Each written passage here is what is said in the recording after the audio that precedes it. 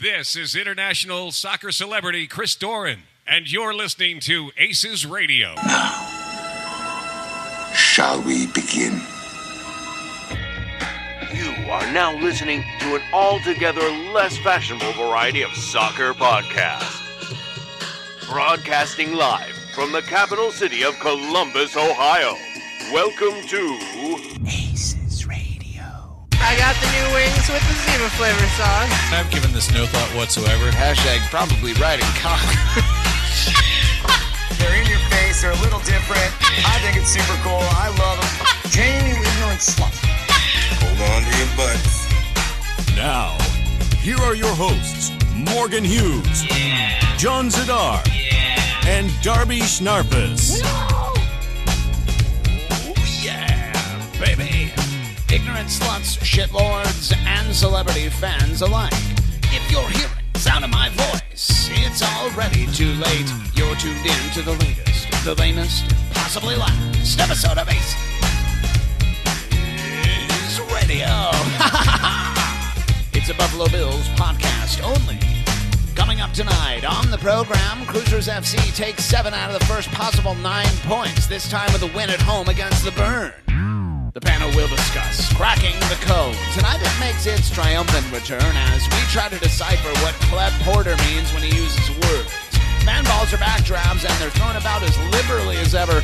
I welcome you back to the show, my friend, and I'll remind you as always that there's nothing wrong with Sean Sitar. And on segment 2, the rarest of all rare treats, as a celebrity guest, unlike any other, which we don't mean as a compliment, stops by the show. Elliot McKinley is here, bitches. He's like a math man. He's like a number boy, statistics boy. Who cares?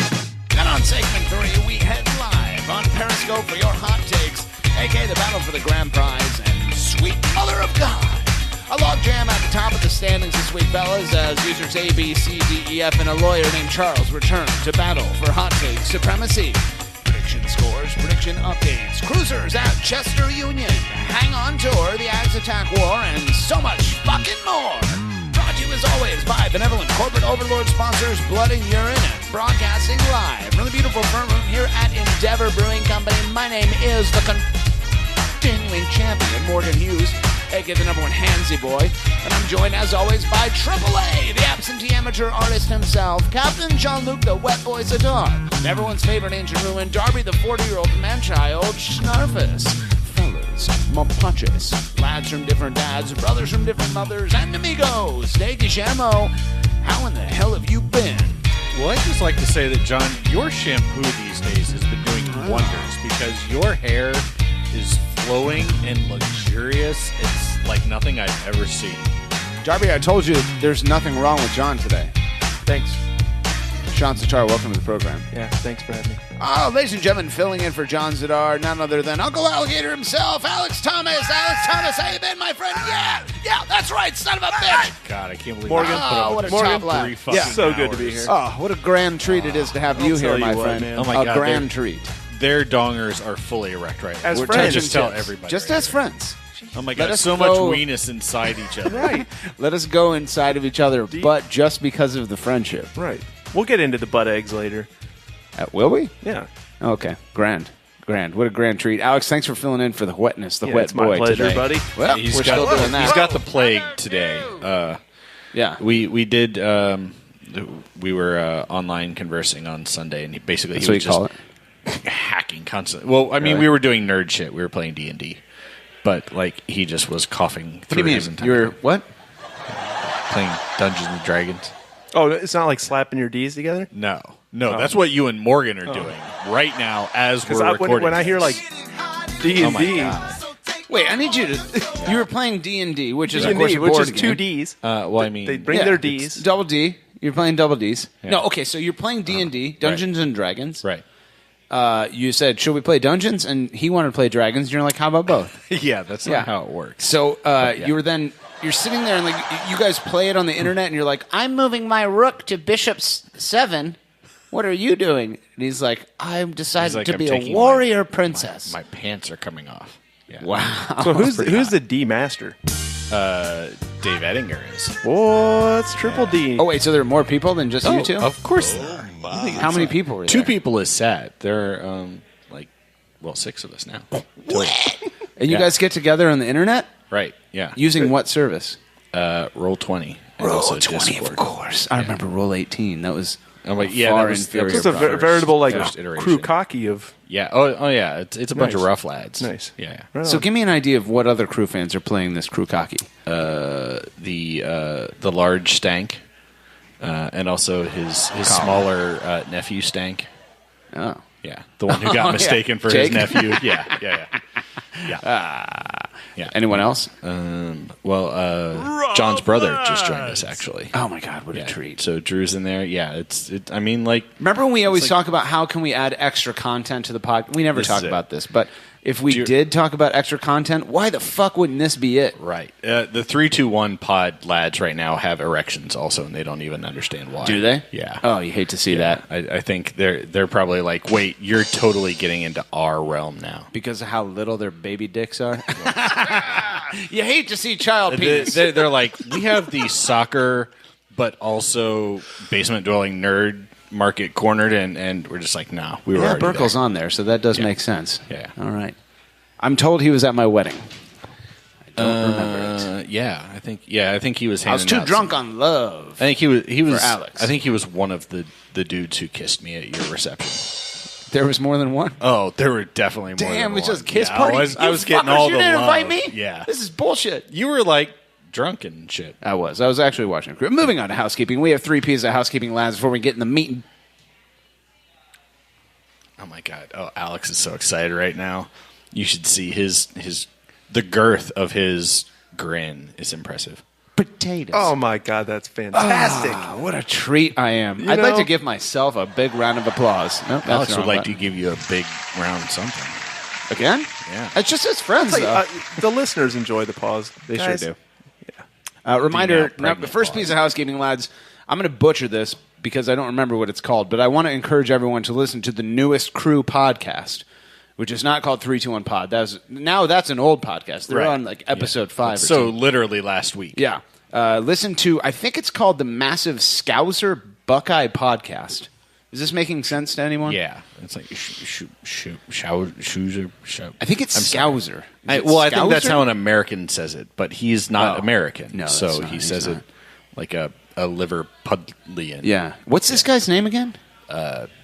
Massive Scouser Schman- Buckeye guy. Scammo? I don't know. Scammo is... Who is guy who's never been in my living room? Yeah, right. Yeah. So Scammo is a guy who is from the old country of Europe. I believe he lives somewhere near Liverpool. Like 2 hours. 2 hours. Yeah, because up? he said anybody who uses a 2 hour commute as an excuse, fuck off. Yeah. Which, yeah. Wait, so respect. this dude's not stateside? No, he's not. Oh, and no he's shit. like That's cool. He's like an all Columbus hot lad. He's What? He's like, I'm going to do an impression of him. You ready? This Yeah. this Oh, my God. Like, hello, I'm from England. Oh, let's go Buckeyes. Let's go Crew and let's go Blue Jackets. Oh my God, what a treat. No, and granted, I know literally nothing about the geography of I don't either. Great Britain. He sounded like sort of vaguely Irish as opposed to gonna the say, stereotypical British, but I don't If know. you go 2 hours north of Liverpool, aren't you in like a Ireland different or country? something. I don't Uganda, know. maybe. I mean, maybe. Uganda could be it. No, but Finland. Definitely. in all seriousness, listen to it. It's good. I can't for the life of me remember his name. It's short, which It's is short. important. It's like Yeah. 21 minutes. It's good. He has some valid insights on Cruisers FC. He's a Buckeye lad. He loves the Blow Jackets. How's he watching games? Just streaming them? Internet, probably. He's He's probably Flow TV or whatever it is? Could be. He has Morgan's ESPN Plus login credentials. 6,000th user. He could be on Tap 20 with Zidar and Drabs or whatever it's called. What's that called again? Roll 20. Roll 20. Tap that 20. So listen to Ooh, Massive wait, we need Scouser Buckeye Untap podcast. 20. Yeah. If you go on my profile on Twitter, it's like the most recent lad I followed. So that would be helpful. I don't. So you're above 614 now? I unfollowed somebody. I can't remember who. They can suck my balls. Moving on. Second piece of housekeeping. Congrats to Zach Steffen and Gaston Sorrow for making the MLS Team of the Week. I've been told that is a thing that matters, and some people are happy about it, and that matters to some people for some reason. So congratulations to those lads. Speaking of Zach Steffen, last piece of housekeeping before we get in the meat and potatoes of Aces Radio.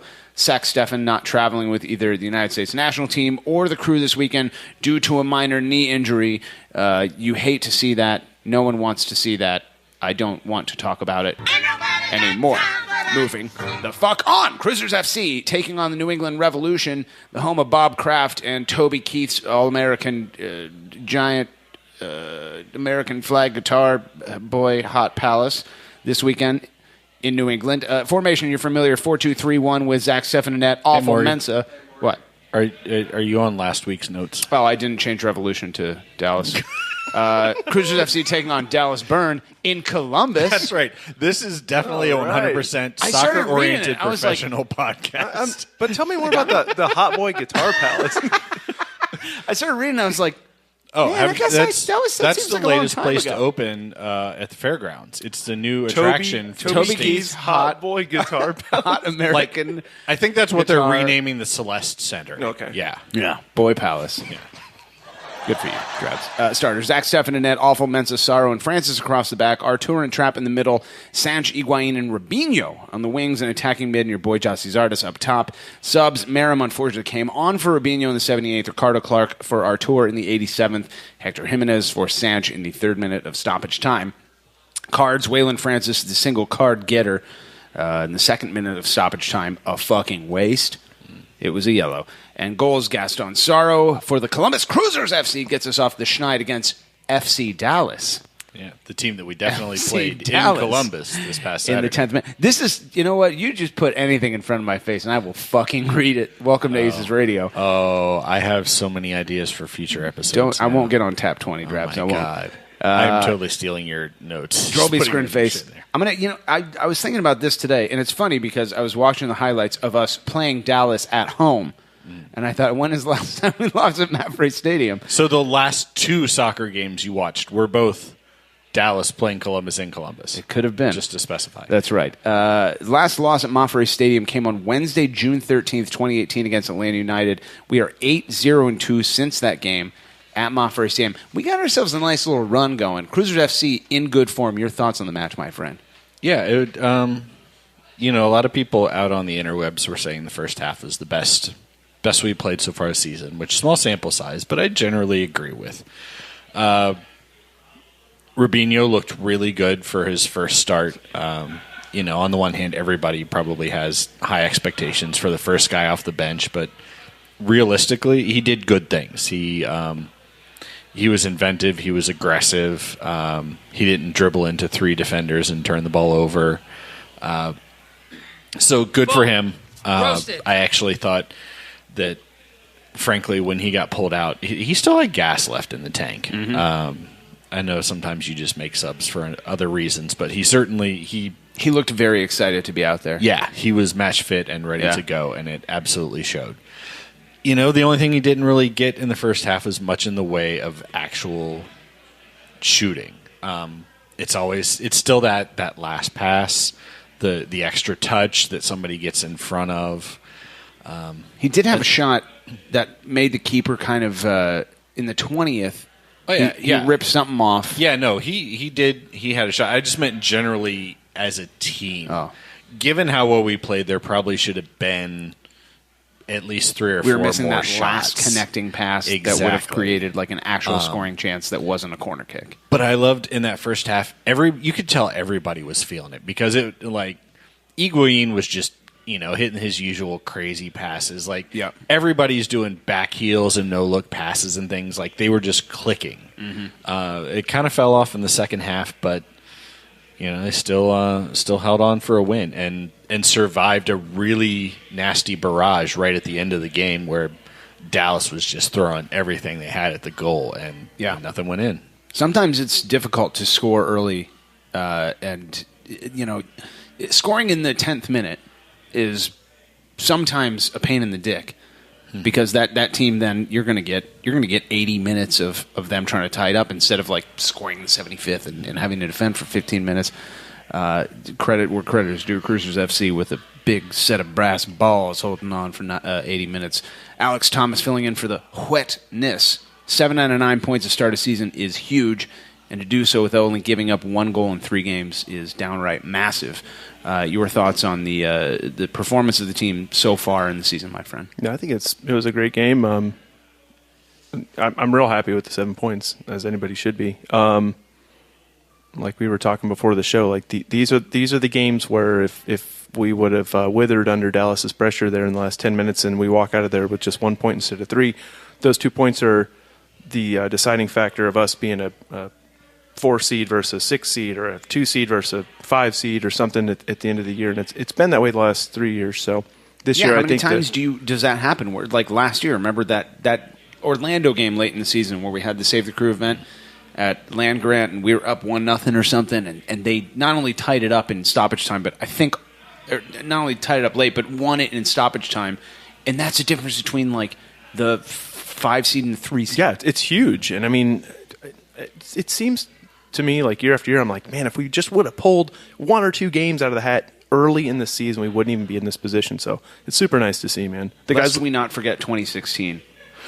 And if that season ends after the 80th minute of every game, we're in contention for the cup, or the Supporter Shield rather, and instead we're at the bottom of the East. Yeah, I don't know. It was great, man. Atmosphere was really nice. Like the guys look spirited. The play was really great. Dallas they're not a shitty team. I mean, they're consistently on the top of the West. I don't know what happens to them when they get to the playoffs, but they're not chumps. Yeah, I mean. They played our game. They were the possession masters. Oh, yeah, they were moving the ball. I mean, they weren't getting shit for shots, but and they're young. I mean, they're. I think, if I'm not mistaken, they have like one of the strongest like academy programs in the country. So these guys that are on their squad have come up through their system, and they're unquantified because there's no real tape on them.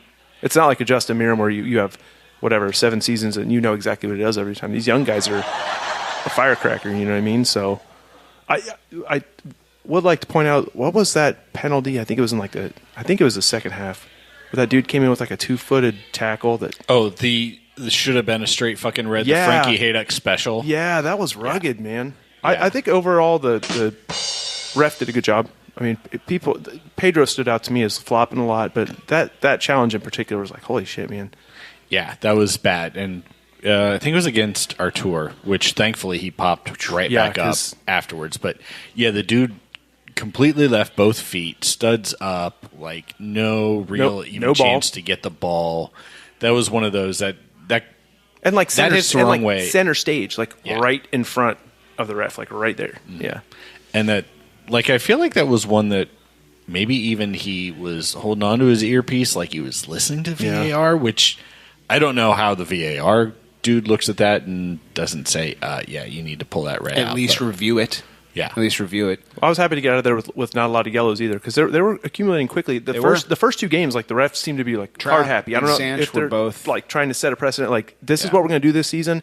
You guys are not going to be fucking around. We're going to start carding people like crazy. Tone it down, But we got out of there with the only first 1. 2 games. We got 4 in the first and like 3 in the second. Yeah, and they stack up quick. Yeah, let's talk about the goal and credit where credit is due. Let it not be said that we here at ACES Radio Derby don't give ourselves credit when it is due. Now, you could say, "Oh, they don't even know who we played this week," and then they think that he's just reading something in front of his face. Oh, fuck that guy. And to which I would say, Pam, you shut your mouth. If I want your opinion, I'll ask you for it, and go. Why aren't you at work? I quit my job. We need some income. What's happening here? It's 3:30 in the afternoon. We said at the beginning of this season, me, you, Sean Sitar, Alex Thomas, dead running corpse of Kevin Burns, we says to ourselves, who are going to be the 2 players that are the comeback players of the year? And we says to ourselves, Gaston Saro, and we says Pedro Sanch.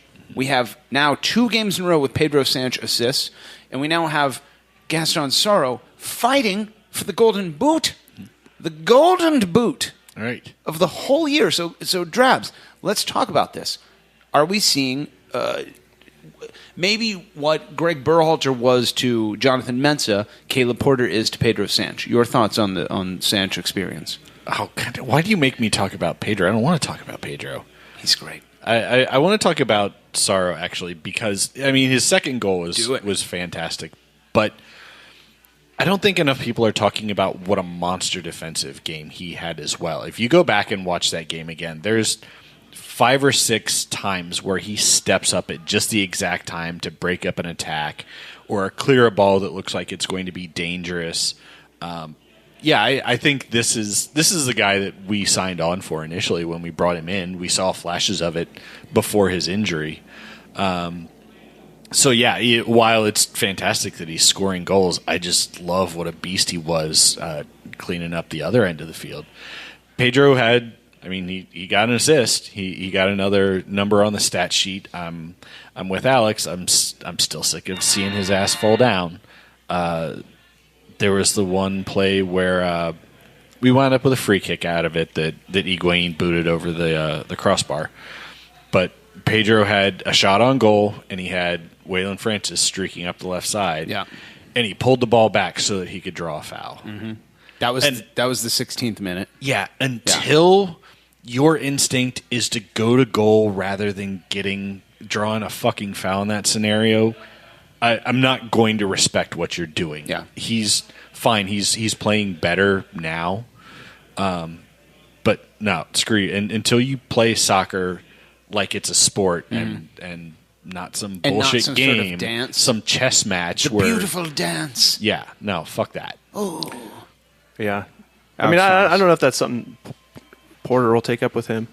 I mean, ultimately, the coach might tell him, "Look, knock that shit off." Like, and here, Do you think Greg did? Well, I don't know. I have no idea. No, because why would I think that Caleb Porter is extremely happy with Sanch and save most of these thoughts for cracking the code as it will be what we're discussing. How many times, like, just quick glance, let's say Pedro fell down 6 times. He only got tallied for 3 goals suffered. So that takes 3 of the times that he fell down. The ref gave him the get the fuck up, and the other team has the ball. So I mean, is it worth it? If you have a 50% success ratio, are you doing it right? And is it worth it? Yeah, that's a good point, because if you fall down, you are going to lose possession of the ball, right? If they don't call that and foul. If the guy doesn't call it, yeah. I support what Sanch is doing. We can talk more and crack. I'm not bashing on it. I think he's. We never said this shit about Eddie Gavin, and Eddie Gavin was the guy that got fouled more than fucking anybody else. But I think Eddie Gavin got fouled. Did he make it look like he got fouled, or did he get fouled? Is Pedro looking like he got fouled? Sure. Or Eddie not, Gavin or was like, fouled? 120 pounds, but also 6 inches taller than Pedro. So Yeah. as his long, gangly limbs flailed about, it did look bad. But Gaston, I mean, that with the header. Oh, he was getting mugged too. And I have to wonder if he was like watching footage of the team while he was injured. I mean, did Greg obviously didn't just have him sitting at home? I mean, did he study the game? Did he study MLS while he was rehabbing? Like, you take a year away and look at the game from afar, and you get to be a student of it while you're not stuck in it. Now, it takes a while to get back to game speed, but I mean, he looks better off for having defensively. Now, you can score that goal positionally on a corner, which is a beautiful thing to see for this team, because they didn't do that historically. Last couple of years, we weren't dangerous on corner kicks, but I mean, maybe he's just more comfortable now. He's been around for a while. I love everything about Gaston Sorrow. Every time I see him out there, I think of Pete Edwards and who is really like the rehab master of Gaston. And I talked to Pete the week after the opener, and then he repeated this. So whatever, he said this the week after that. It was the hardest part of like the opening match was Gaston scoring and not being able to go and run off the bench and give him a hug, because he's like, I mean, I spent like a year and a half of my life rehabbing this knee that no one thought would ever work again. Well, and cool on the club for taking the waiver out on him and keeping him around. I mean, that's class. Let's move over to the other wing player and talk about Rubinho, because I think it's worth mentioning. He looked dangerous as hell at times. I think that when you talk about Sanch, you go, oh, his defense is so good. And I don't disagree. I think he works hard defensively, but it's almost like he looks very good defensively because at times Merrim looks so disinterested. Rubinho, on the other hand, was really pressing the issue. He created a couple turnovers that resulted in a couple chances. And again, like I mentioned earlier, he had that great shot off of feet from Francis in the 20th minute that forced the keeper to make a save, which gave up a rebound that fell right to the foot of Jossie, who promptly sprayed it over the bar. But God, that was kind of rough. I think Jossie wants that one back as well. But I think Gravity still wants that ball back. Yeah, no shit. So does Brian Carroll. We got ourselves a player here, Drabs. I know sample size is small, but here we go with Rubinho. I mean, we asked for it. He's kind of like the most popular person in Columbus is like either the backup quarterback for the Buckeyes or like a winger who's behind Justin Merritt for the Crew. Your thoughts on Rubinho? Yeah, no, I think, he hustled. And so maybe one difference, if I were to characterize the difference between him and Pedro in terms of that defensive aspect, Pedro turns the ball over, hustles back and makes a defensive play in his own defensive third. If Rubinho turned the ball over, he was right there getting that ball back from whoever took it from him. Yeah. Like he was not gloriously out of position and off balance or laying on the ground. Yep. When he fucked up, and he did have some heavy first touches, but he saw what was happening, and then he started to get back into where he needed to be defensively to make up for his own mistake. Yeah, I mean, he had good passes. He had good dribbling. I didn't see anything structurally in his game that concerned me. There's always area for growth, and I think he's got a lot of room to grow. But everything I saw, by and large, was a positive, or certainly not a negative. Yeah. Alex Thomas, Rubinho, how you feeling? It looks like he's got the skill set to just be, I mean, unquantified at this point, but he looks super comfortable out there. He's got a lot of flair. He's not afraid to get, like you're saying, close proximity with people and mix it up. So it's going to be nice, man. I mean, if he can... so far, I think it was Rubinho and Miram are the only ones that have any appreciative minutes not played. Porter hasn't used many subs. Okay, right. Everybody has 270 minutes because there's been 3 games. That's the end of that. So if he and Miram are the ones fighting for a spot at this point, I mean, yeah, Ricardo Clark's coming on for our tour in the 87th. And yeah, and that's like in the third minute stoppage time. Those are time wasting tactics, and that's it. Not substitutions. In the traditional sense. So if Rubinho is going to step in there, he's got some wheels, man. He's super duper fast, and he looks comfortable out there. I mean, imagine the day that he's tearing up the side, and you have Santos and Higuain. Who the hell knows where they're going to be on the field because they've been given the leash to just go run where the hell you want, and these guys are flying around, getting creative. It'll be fun to watch. If this can mature, it's going to be fantastic. He's got upside. He's young. He's raw. I wonder how quickly he would have played under Greg compared to how quickly he would play under. Who brought him in? Was that a Greg? Yeah, it was. I mean, it was Greg, and then it was finished off, I believe, by Pat Onstead. But interesting guy to watch. He's going to play this week because Justin is going to be gone. So get ready to see him more. Yeah. Let's go ahead. Yeah. Poops. Move on to color impressions. Yeah, poops. Move on to color impressions of the match. Drolby Screenface, we start with you. Your color impressions of Cruisers FC versus Philly, not Cruisers FC at New England. Cruisers versus Philly. Yeah. Oh, this is my... I do it again? Oh, color. Dallas. Wait, no, we're doing color. Jesus Christ, what's I wrong thought with we were me? doing color predictions. Like that was a... No, I fixed it to impressions, and then I fucked up our competition for the second time in the first segment. Oh my god! I don't even have I have a button saying I pressed an incorrect button, but I don't have one that says like I forgot who we played twice. Morgan Hughes has pressed an incorrect button. Except worse. Your color impressions of us versus fucking Dallas.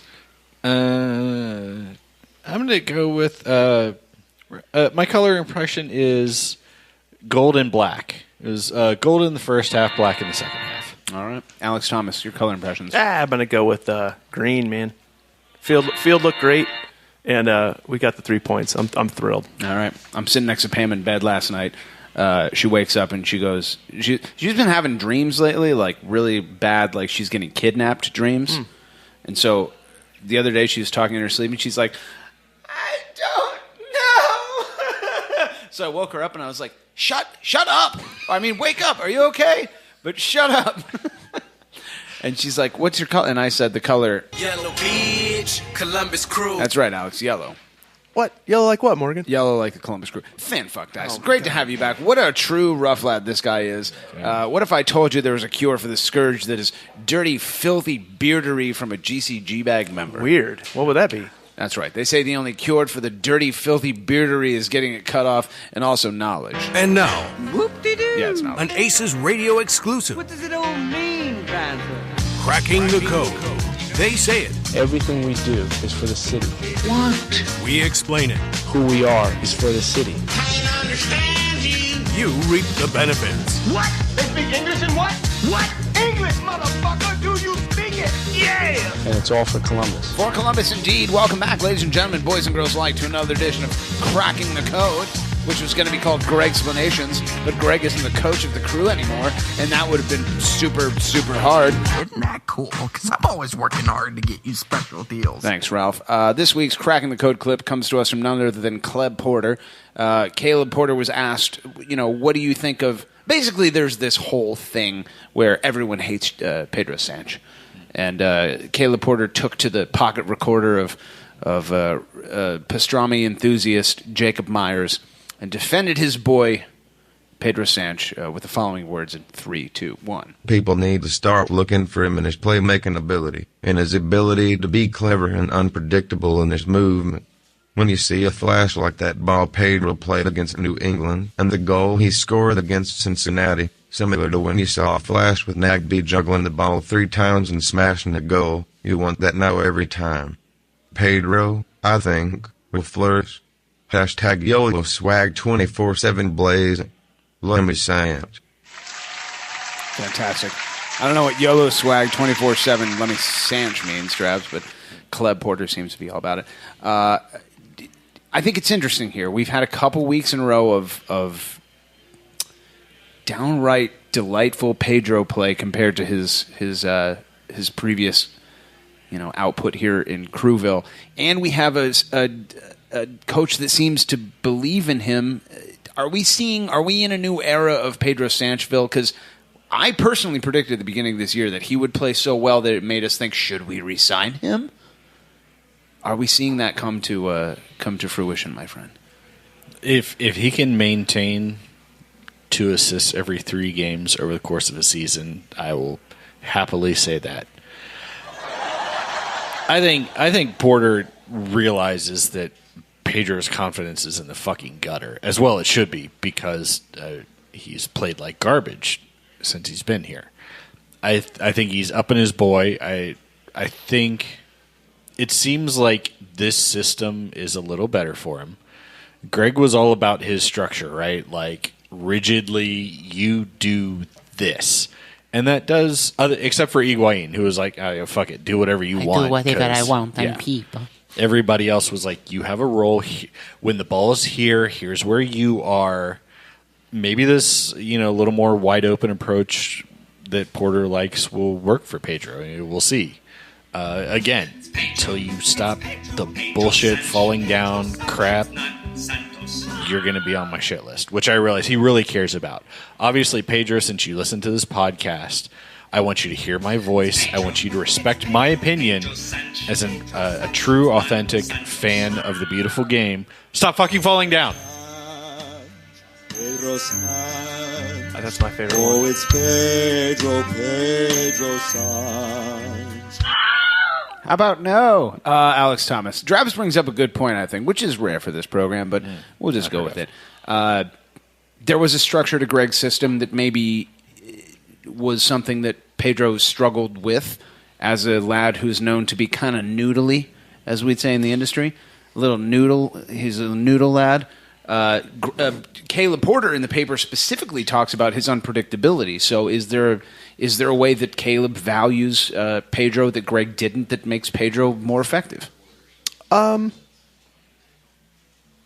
Yeah, possibly. I mean, he might be using him slightly differently. He might give him more of a license to kind of roam around and link up with Higuain where he sees fit. Yeah, I mean, if that's the case, then teams are going to have a tough time figuring out where both of those guys are at the same time. I mean, if they can get some continuity and communicate well on the field, like this past game I saw more than usual back heels, and I don't know if that's just flair or if they're just trying to mix it up. It didn't work out incredibly well, but I have a feeling that there might be a level of comfortability, or Caleb's just saying, I'm not quite familiar with you guys yet. Go out there and do your thing, and let's find out what I'm comfortable with, and let's tone it back. Where is the limit for this team if we can get I won't even say rejuvenated Pedro Sanch, I'll just say like a decent Pedro Sanch in combination with Robinho, Artur, and Higuain? It's who knows? Specifically those 2 wing positions where we were talking last year and the beginning of this year very accurately, I might say, a little pat on the back to Ace's radio staff, that if we get any fucking production out of our wing players last year, who beats us? Nobody. And with the way the defense and is you playing? have a Harrison Awful and Waylon Francis who are tearing up. At some point in the game, these guys are come burning down the sides. Which the defense quarterback, where the fuck did these dudes come from? Yeah, it's going to be something to contend with. If the wings, Drabs, can get to a point where they're productive in any way, shape, or form, where's the weak spot on this team? Yeah, no. And what would you consider? Are we talking 10 goals out of the wings, 15 goals out of the wings, say combined? 10 to 15 sounds great. Right. Like, yeah, at that 12. point, if you have multiple scoring threats, you've got still, even without Valenzuela, one of the top back fours in the league. You've got good midfielders, both attacking and defending. You've got a fucking comeback player of the year in Jossie, who you know is going to get his. Yeah, I think the sky's the limit you get production from How many midfield. set-piece goals did we have last year? -4. 37. Like, if that becomes predictable to any degree, that's another facet of the game, right? I mean, add that in, it's like, holy shit, Sure. And if now that Sorrow has 2 header goals already, what happens when all of a sudden they're like, maybe we should put 3 defenders on Sorrow, and then there's a guy sitting on the edge of the box just waiting for an open ball. Like, if we can get production from the outside. Well, shit. I mean, I'll say this though: we're going to need it because come July, there's going to be a roster change that everybody's going to be glaringly obvious at the goalie position. Yeah. So there could be some games at that point moving forward where, and maybe 1-0 won't do it in the second half of the season. Right. So we're going to need goal production. But if we got that, man, it's this team has the potential to be very, very, very fun to watch this year. It's going to be awesome. Just let it be known that after like one decent game from Rubinho and 2 assists in 2 weeks from Pedro Sanchez, and I am ready to crown their asses champions of MLS. Oh my God! Champions. So Sunshine Brigade. Scott Sedley's not going to like it, but that's fine. I feel like now the studio audience knows. And knowing is half the battle. Say what again? He's absolutely right. Say what one more goddamn time. Oh, sweet sons of bitches. What are they talking about over there? Charles and fucking Ethan? Beards. Ooh, don't you love it when hair grows out of your face? I do indeed love that. Oh, what does it feel like? Morgan wouldn't know. Oh, look at me. I can experience things. Back to you, Ralph. Friends of the Ralph Shadell Show can save 10% on purchases over $25 using promo code, get ready for this, write it down, super hard, Ralph. Fucking gross. Do you know the one nice thing, though, about not being able to grow facial hair? What? You never have that gray beard thing where people look at you and you're like, oh, you're getting old. We can just do that with our head, though. I know, but I think people who don't grow facial hair. Now, what was this, episode 113 of Aces Radio? I think, yeah. Sure. 113 episodes. I think that maybe I haven't talked about this for 75 episodes. A reminder to everyone that when Darby is stressed out, Darby grows gray hair. And then when he's not stressed out anymore, it becomes brown again. It is the weirdest fucking thing. It's not how nature works. It's not how any of our hair works. I swear to God, when you were going back for your fucking MBA or whatever you did, you were a gray-haired old man. It was terrible. And then, you graduated, and I remember, asking you to fill in for Sean Sitar on season 1 or whatever, season 2, and you were like, oh, no, I got this, final today, and I'm like, that makes sense. You're aging very quickly. You must be stressed out. And then, 3 weeks later, it was you were like Creed from The Office when he put a bunch of fucking ink toner in his goddamn head. But it's natural. It's the weirdest shit in the fucking world. I'm glad we saved the crew, because otherwise I was going to be fucking white hair by the end of this. You look like the guy from Raiders of the Lost Ark when he opens it. Boom. Roasted. That's really loud. Moving on. Man balls, combination of man of the match and game balls, which as a term is too long as opposed to this explanation, which is perfectly formed. Dravs, we start with your 2 man balls of the week. When we played Dallas. Whoa, in nice Columbus. job. Dallas, my friend. Yeah. It's probably no surprise, but Sorrow definitely gets the first one. Like I said, great goal, but just I was seriously impressed by that defensive performance. He got it done all over the place. And I'll give the second one to Rubinho. You showed us a lot of promise. I'm really excited to see more moving forward. Amen. Alex Thomas. Yeah, give one to Zach Steffen for that trailing leg save in the I think it was huge late game, 70th minute or something. Which Sorrow then cleaned up afterwards. Yeah, he just booted it out. That was awesome. That was a 57th, and that opportunity happened because of, I believe, a trap turnover. And we're giving Sorrow a lot of credit here. He took one of the worst defensive angles I've ever fucking seen, and was like, "Oh, he's past me." He did clean it up. He did clean up. And Zach, Will did have a bit of a rough game, but we're already past that point. All right. Then I'm going to give one to Santos, not for the assists, because sometimes I feel like an assist on a corner that's a little weak. It's not like run a play. It's like the ball would be up there anyway. But I'm going to give it to him for that bender he almost made again. Like, this dude is going to knock those in, and they are going to be fucking ridiculous. Like, you're drinking the same potion that I'm drinking. Do you know what will make those benders much better? What's that? When they're actually on frame and not going they're not outside far the goal. off. Wait, saw it all. How much is it worth when a goal almost Oh, no, goes I in? know. I'm giving him a man ball. Only because I can't give Morgan one. What a treat. I don't know. you Can are. I, though? What a treat. I'm going to go ahead and give you a third man ball. Thank you. Here we go. Here we go. This is definitely collusion. I This think is I'd like like to- the definition my of third collusion. You, not a puppet. Not a puppet. My third man No ball. puppet. Third man ball. Here we go. I think this week I'm going to grant my third man ball. Oh, my God. Morgan Hughes. Oh, my fucking John God. Zadar. What a treat this guy is! That's right, Slimex! You suck on these hot, nasty balls! We played Dallas at home. How dare you say it was New England or Philly? Oh, what a treat. Drabs literally is leaving the room. My first man ball of the week goes to Keith Noss from Save the Crew fame for booking the guest on segment 2 this week. Be careful, young lad. This is how Karen Crocknell ended up being the producer of the show. And my second and final man ball, I'm going to give myself 3.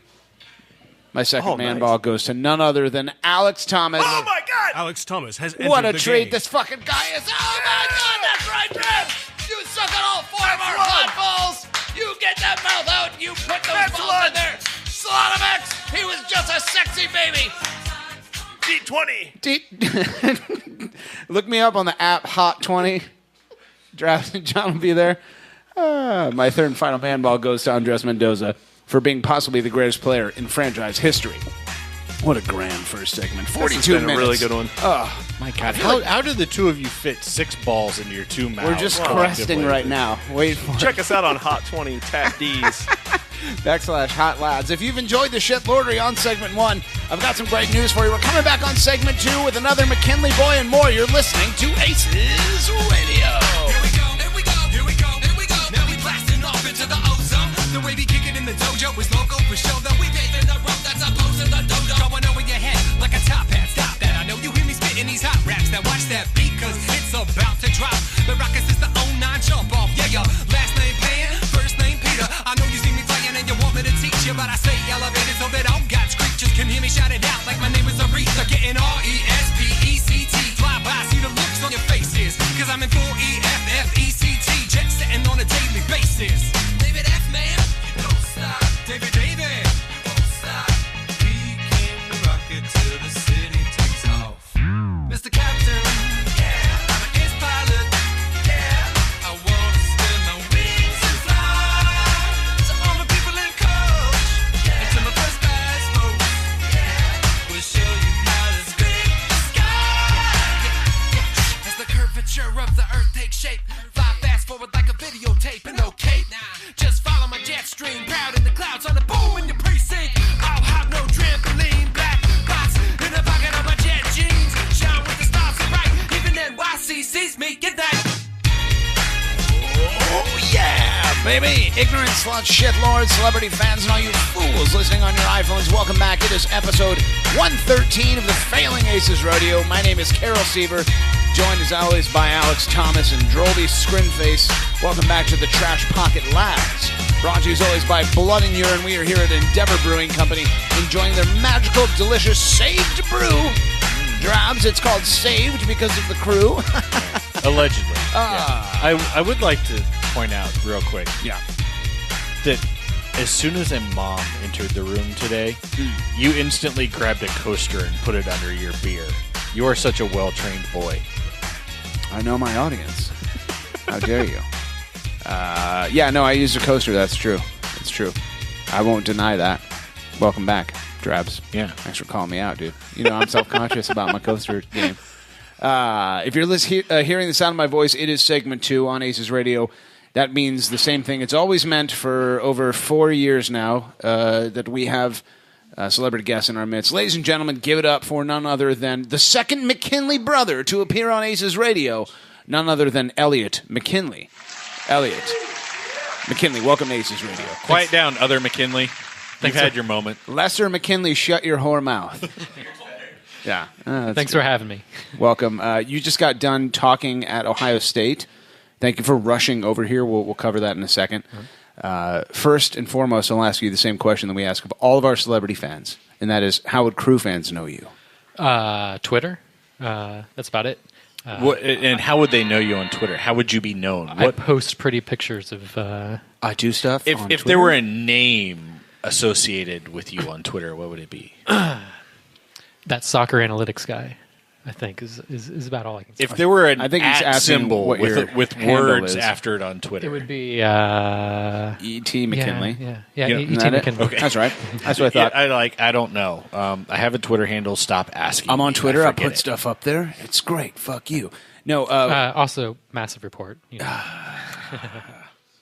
Well, this has been great. Yeah. Can we just go to segment 3 now? Well, I will say that when you walked in, you sat down, you go, whoa, this is way more fancy than Massive Report. That is true. When I was on their podcast, I used my iPhone headphones. So wow. So you dialed in. What was that experience like? No, they're recording it live again at Hendocks, right? Now, this was last year. Yeah. Where you're you got put on hold, you listen to chamber music. Yeah, I sat in my guest bedroom. And aren't you supposed to get better as you keep doing something? You know, like, don't you get cut if you suck? Like Vernon Golston from Ohio State. Remember when he got drafted and everyone's like, he's going to be great. He has veins.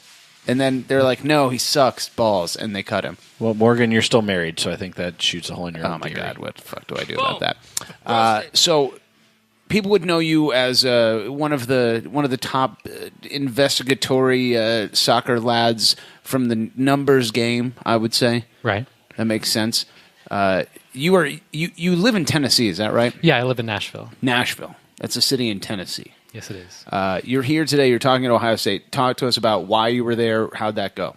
Yeah, so I got invited by the math department to talk about soccer analytics. Yeah, I'm an engineer, but I talk about math. That's crazy. It's a thing about invitations to industry, talking about people who have PhDs doing work outside of academia. But I work in academia, and my hobby is the soccer stuff. So I got to come and talk about my hobby to the math department at Ohio State. How'd that go? Really well.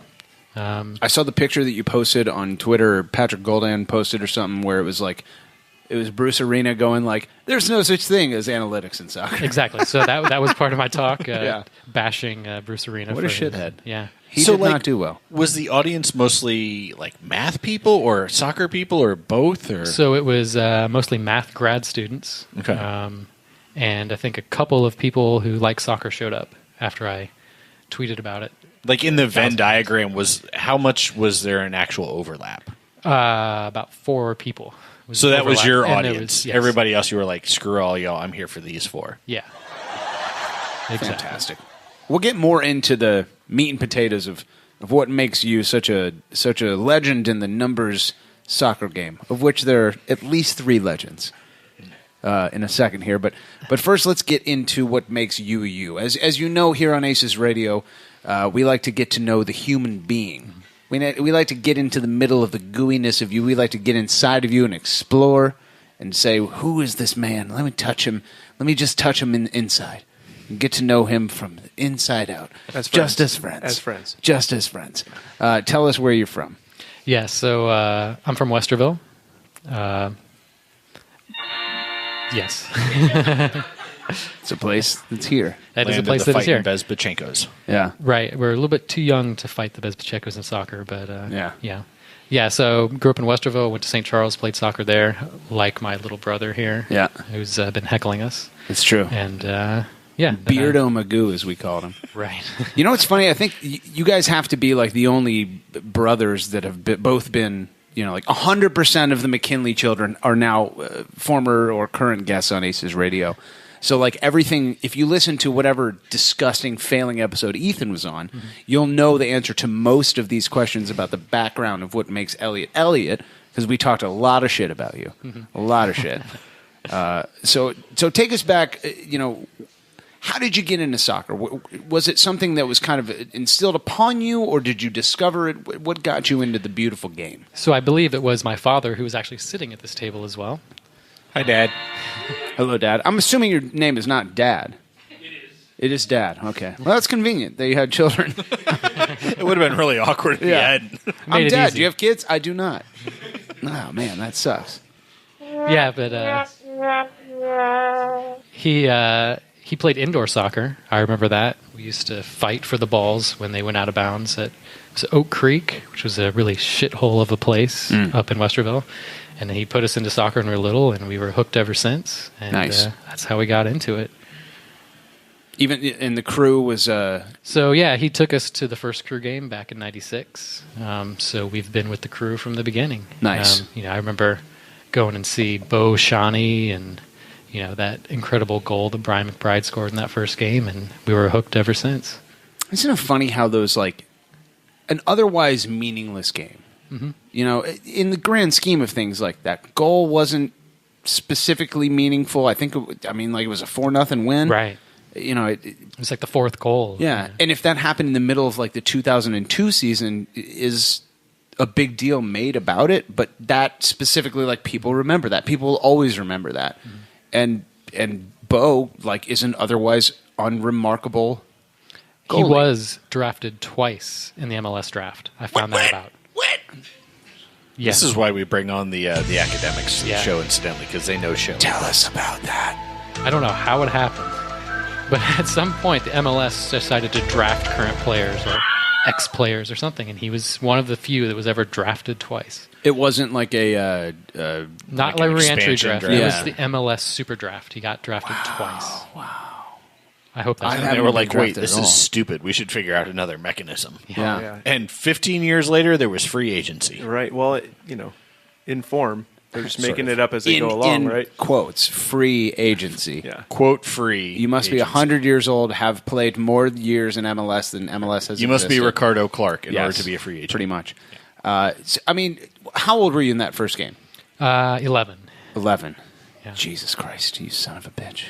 Me too, that was me. I was somewhat younger than you, probably. I was 8 years old. Darby was about I could have 70 at game. that first game? Oh, my God. In 96, I was out of high school. I was in college. Yeah. Roasted. Thank you okay, so I want to move on to Save the Crew, because I've spoken at great length on this program before of... Oh, shit, I don't even remember what it was called. There was a channel that was you and Matt Bernhardt and... I don't know. There was someone else in there. The data channel. Yeah, it was the data and info channel. But it was originally called, I believe, Sports Illustrated. What is that right? Yeah. We're allowed to talk about this all now. Absolutely. Right? I think Brian Strauss was supposed to have an interview with Precourt. Yes. And so we were collecting questions to ask, or for Brian Strauss to ask Precourt. Yeah. And Keith Noss was on there, Keith, right? Tim Myers, Adam Smith. Nate Beckman, probably. Yep. David Carver. All the nerds. Nerd Channel. Yeah. It started, we were collecting things, how can we nail Precourt or have Strauss nail Precourt in this interview? And then it turned out that Precourt just never did it, obviously. Right. Much like everything else in his soccer career. I'm sorry, did I say that out loud? Sometimes I drink and things just happen. So that morphed then when we finally realized that Precourt was never going to do this. We became the data and info channel. There was a time where I don't know why I got added to that channel. Maybe he was going to talk to me too, and it was just or when I was doing interviews, like I needed information to say or whatever, and I just remember looking at that channel the whole time and just going like, what the fuck are they talking about? I took college prep math in high school. This should have prepared me for this, and it did not. Yeah.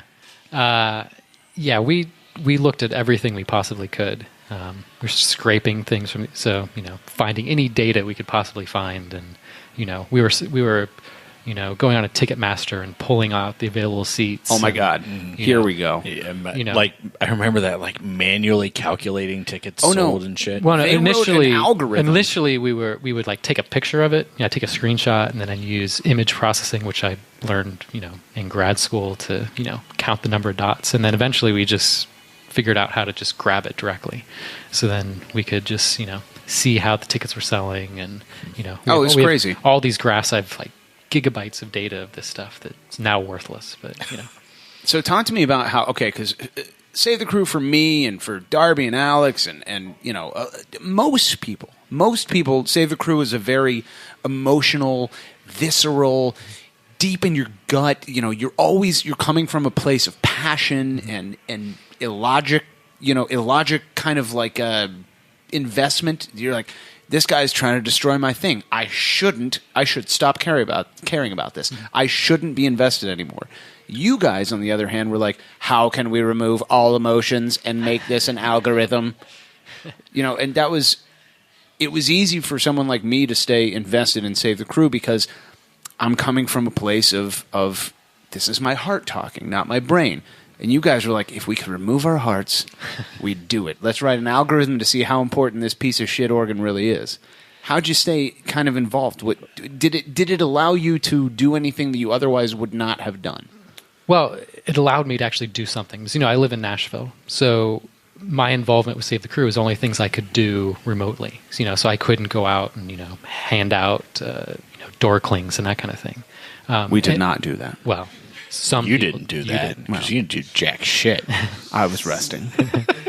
I couldn't go to many games. So it was a way for me to contribute from afar and using a skill that I have, which is hopefully useful. Tim Myers wrote those reports, and I'm just going to say data science saved the crew because it's he wrote 200 pages of incredible data analysis, refuting everything that Dave really ever said. Everything. And, so that's what actually saved the crew. I think it was our channel. I totally and completely agree with that, dude, because there's how many people are angry? Like almost all of us about something. On the internet, everywhere. Yeah. Right? Like look at the Nordica Facebook group. Everyone's upset about something. I remember when Tim Myers' first report came out, and it was the short one. The second one was the long one, and I was like, here we go. This is going to be the thing that we can, because you can get up at a rally and go, it's not over. If you came here for a funeral, you're in the wrong fucking place. Or you can respond to emails and say, go to this channel. You can get involved. We're going to paint these banners. But when it comes to people making arguments, and they say, well, no one supports the crew. And you have a data scientist going like, as a matter of fact, here are the reasons why no one is able to support the crew. It was not our fault. You're like, you can't argue with nerds. They're smarter than you pieces of shit. Exactly. It was huge. I have nothing but the utmost respect for you guys. You did things that everyone's rallied against something before. It's tough to make it scientifically impossible to disagree with you. Yeah, and so Adam Smith was one of the guys on this channel, and he did this Twitter analysis, where he showed that MLS retweets and mentions the crew, at the bottom of the league, and that became a Guardian article. Some guy from the Guardian wrote about that. Damn. We saved the crew with the data. Talk to me about maybe some like mind blowing moments along this. I have to assume that there's been some notoriety gained personally, if not just by Twitter, than anything else. But was there a moment where something happened where you're like, Jesus Christ, like what? There's a Guardian article or what? Yeah, I mean there was that. When PSV released their first McCalla Place proposal, the first thing I saw was this map, and I think they actually used it again today. Garber had it behind him, and Columbus. Or Cincinnati is in Columbus. Miami is like in the ocean. Seattle is in Oregon. Portland's in the middle of the state. Yeah. And I remember I tweeted that and got, a few hundred likes or something, which is not a lot, but, for something like that. And then, we did these other analyses of just the, we did a bunch of stuff, but, these little things that these guys, these PSV guys just, they don't know what they're doing. They had no fucking idea. And for as much as we talked about Save the Crew on ACES Radio for, a year and a half, we really haven't talked about it much. And it's refreshing to talk about it again. I love talking about how, when people are like, well, what saved the crew? How'd you guys do it? I'm like, well, okay, first of all, we don't have $700 billion, so obviously there was more than just us involved. But it's always worth mentioning that, one of our greatest strengths was how incredibly stupid our competition was. They were the dumbest group of assholes. So, I mean, from an analytical perspective, when they would put out something where you just this is so patently false, I'm not sure how to even prove it. Yeah, pretty much. Yeah. And then we tweet these things, they're going to have 1,400 Ubers coming to their stadium or something, which is obviously impossible. And they're going to drop them off across the railroad tracks, which be like at MAFRA, you're dropping off across the railroad tracks where you're not allowed to cross. So how are you going to get these Uber people in here? And, what about when they were like, 90% of our profit is going to come from for the city perspective is going to be all, every week 10,000 fans will travel here and it will be the hotel room tax. Yeah, 15% of the stadium will be filled with traveling fans from other teams. Right. You're like, what? Are you guys real life? Jesus Christ. But then the other thing, so I won a trip to the All-Star game via data stuff. I was hoping you'd tell this story. Yeah. Okay. Here we go. Here we go. Get comfortable, everybody. So I won this U.S. Soccer Hackathon. What we did doesn't matter. We won a trip to the All-Star game. I got a wristband to go to all the, MLS parties and things, Damn. So the VIP, like Andrew King got at the crew kickoff party that none of the rest of us got. Wow. And at this point, the fate of the team was still in the air, right? This is, August 1st. Midsummer. Game. Yeah. So, it was still up in the air, obviously. It was months away from, the Haslam and Edwards thing. Anyway, so I go to this party. It's mostly a bunch of lower level MLS employees, the guys who run the fantasy league, and Dan Quartermash. I did not see him there. The E-boys. Oh, you're talking about the E-blasters? Your Skeets McTaz's. Yeah, those kind of guys, and vendors and things. And then towards the end of the night, someone shows up who I was stunned that was there. Well, number one, Andy Loffinane was there. I didn't talk to him. But then Precourt shows up at about 11 o'clock after I'm about 6 or 7 free MLS beers in. I'm wearing a Save the Crew t-shirt at this MLS party. Wow. Yes. Love it. Respect. I walked up to Precourt.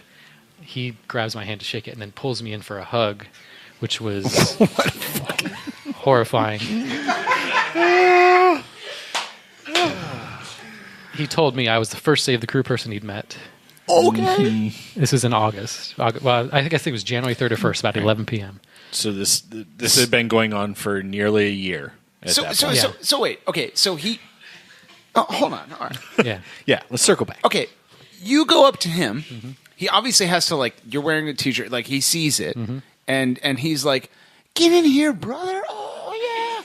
Oh, Save the Crew! Oh, this is the first one. What a treat for me!" I was the first to see it, and he said he appreciates what we were doing. Oh, is that right? Let's all take a moment to appreciate the irony of that statement. Go ahead, keep telling it. His wife was standing behind him, trying to push him out of the way, get away from this guy. No, go. I only wish that I had, after the fact, I remember somebody on the Save the Crew Slack said I should have said, Save the Crew sends its regards in his ear, but I regret not doing that. I like that his wife was trying to get him out of there. You fucking idiot! How many more times are you going to crap your pants? Yeah. No, I know you're not psychic or anything. Do you feel like he was being authentic, for lack of a better term, with that statement. Like, do you think he meant what he was saying, or was he just doing that thing? So, I mean, we found out he at least met someone at the Toronto game. But that was at the very beginning. So he lied, first of all. We think. I don't know. At the TFC playoff game? Something like that, like in a hotel or something. But Mirror I mean, Row, he's yes. met Yes. crew fans ever, so Yeah. he had obviously met some- I mean, either he was lying, which could be, or it's even crazier that he just didn't meet anybody ever, which is probably more the truth. Actually. Sure. I mean, Yeah, He knew exactly who the fuck was behind Save the Crew. He knew all of us. We sent him a... I don't know. We said... yeah, no. Well, let's moving on. Yeah. He knew No, exactly was who the aware fuck we were. of things. I'll just say Thus. he knows exactly what our signatures looked like. Okay? He knows exactly who was at Save the Crew. I've never met anyone from Save the Crew. I've touched that guy's like soft ass, never worked a day in my life hand so many fucking times in my life. Every time I shake his hand, I'm like, have you ever touched another human? Have you ever touched another object? I'm just going to lotion him. He's like the kind of guy that's put lotion on his hands and then puts a sock on it and then goes to sleep. Yeah, no, he's like the Like, dude that's from just something they tell you Mice on- and Men, right? Like Yeah. walks around with a glove with lotion on the inside all Yeah, the time. don't do it. It's just a hot tip from the internet. Don't do it. What happens if you have to touch your face? He's not smart. So like, how does that conversation end then? So like, he does all this weird thing where he's like emulating human emotion. Well, his wife takes him away, probably. Basically, she was just kind of like Abigail. pushing Like, him away. oh, we have to go shake hands with the EMLS squad. And I tried not to be too much of an asshole and didn't, I'm surrounded by MLS people here. I didn't want to get kicked out or anything. You come across as a very rational, calm dude. So like, I was shook you're- after this, if you're worked up on the inside, Yeah. I was like shaking after that. I was like, this is the guy. Did you want to punch him at all? Like, It- was I mean, there like a part of It was you probably his only like third public MLS appearance in a year. Right. He went to that Portland game away. He begrudgingly came to the NYCFC playoff game where he used his children as a fucking shield. Reminder, What city as was always. this? Where was this taking place? Atlanta. In Atlanta, okay. Yeah. He was finally like, oh, this is the paradise where no one's going to hate me. And then he turns around and there's some rough lad in a Save the Crew shirt. And he's like, get in here, brother, with that thing, that hug I see guys doing on the NBA halftime show. Where it's like a half hug, half hand high five. And oh. And his wife's like, Jesus fucking Christ, I made a mistake.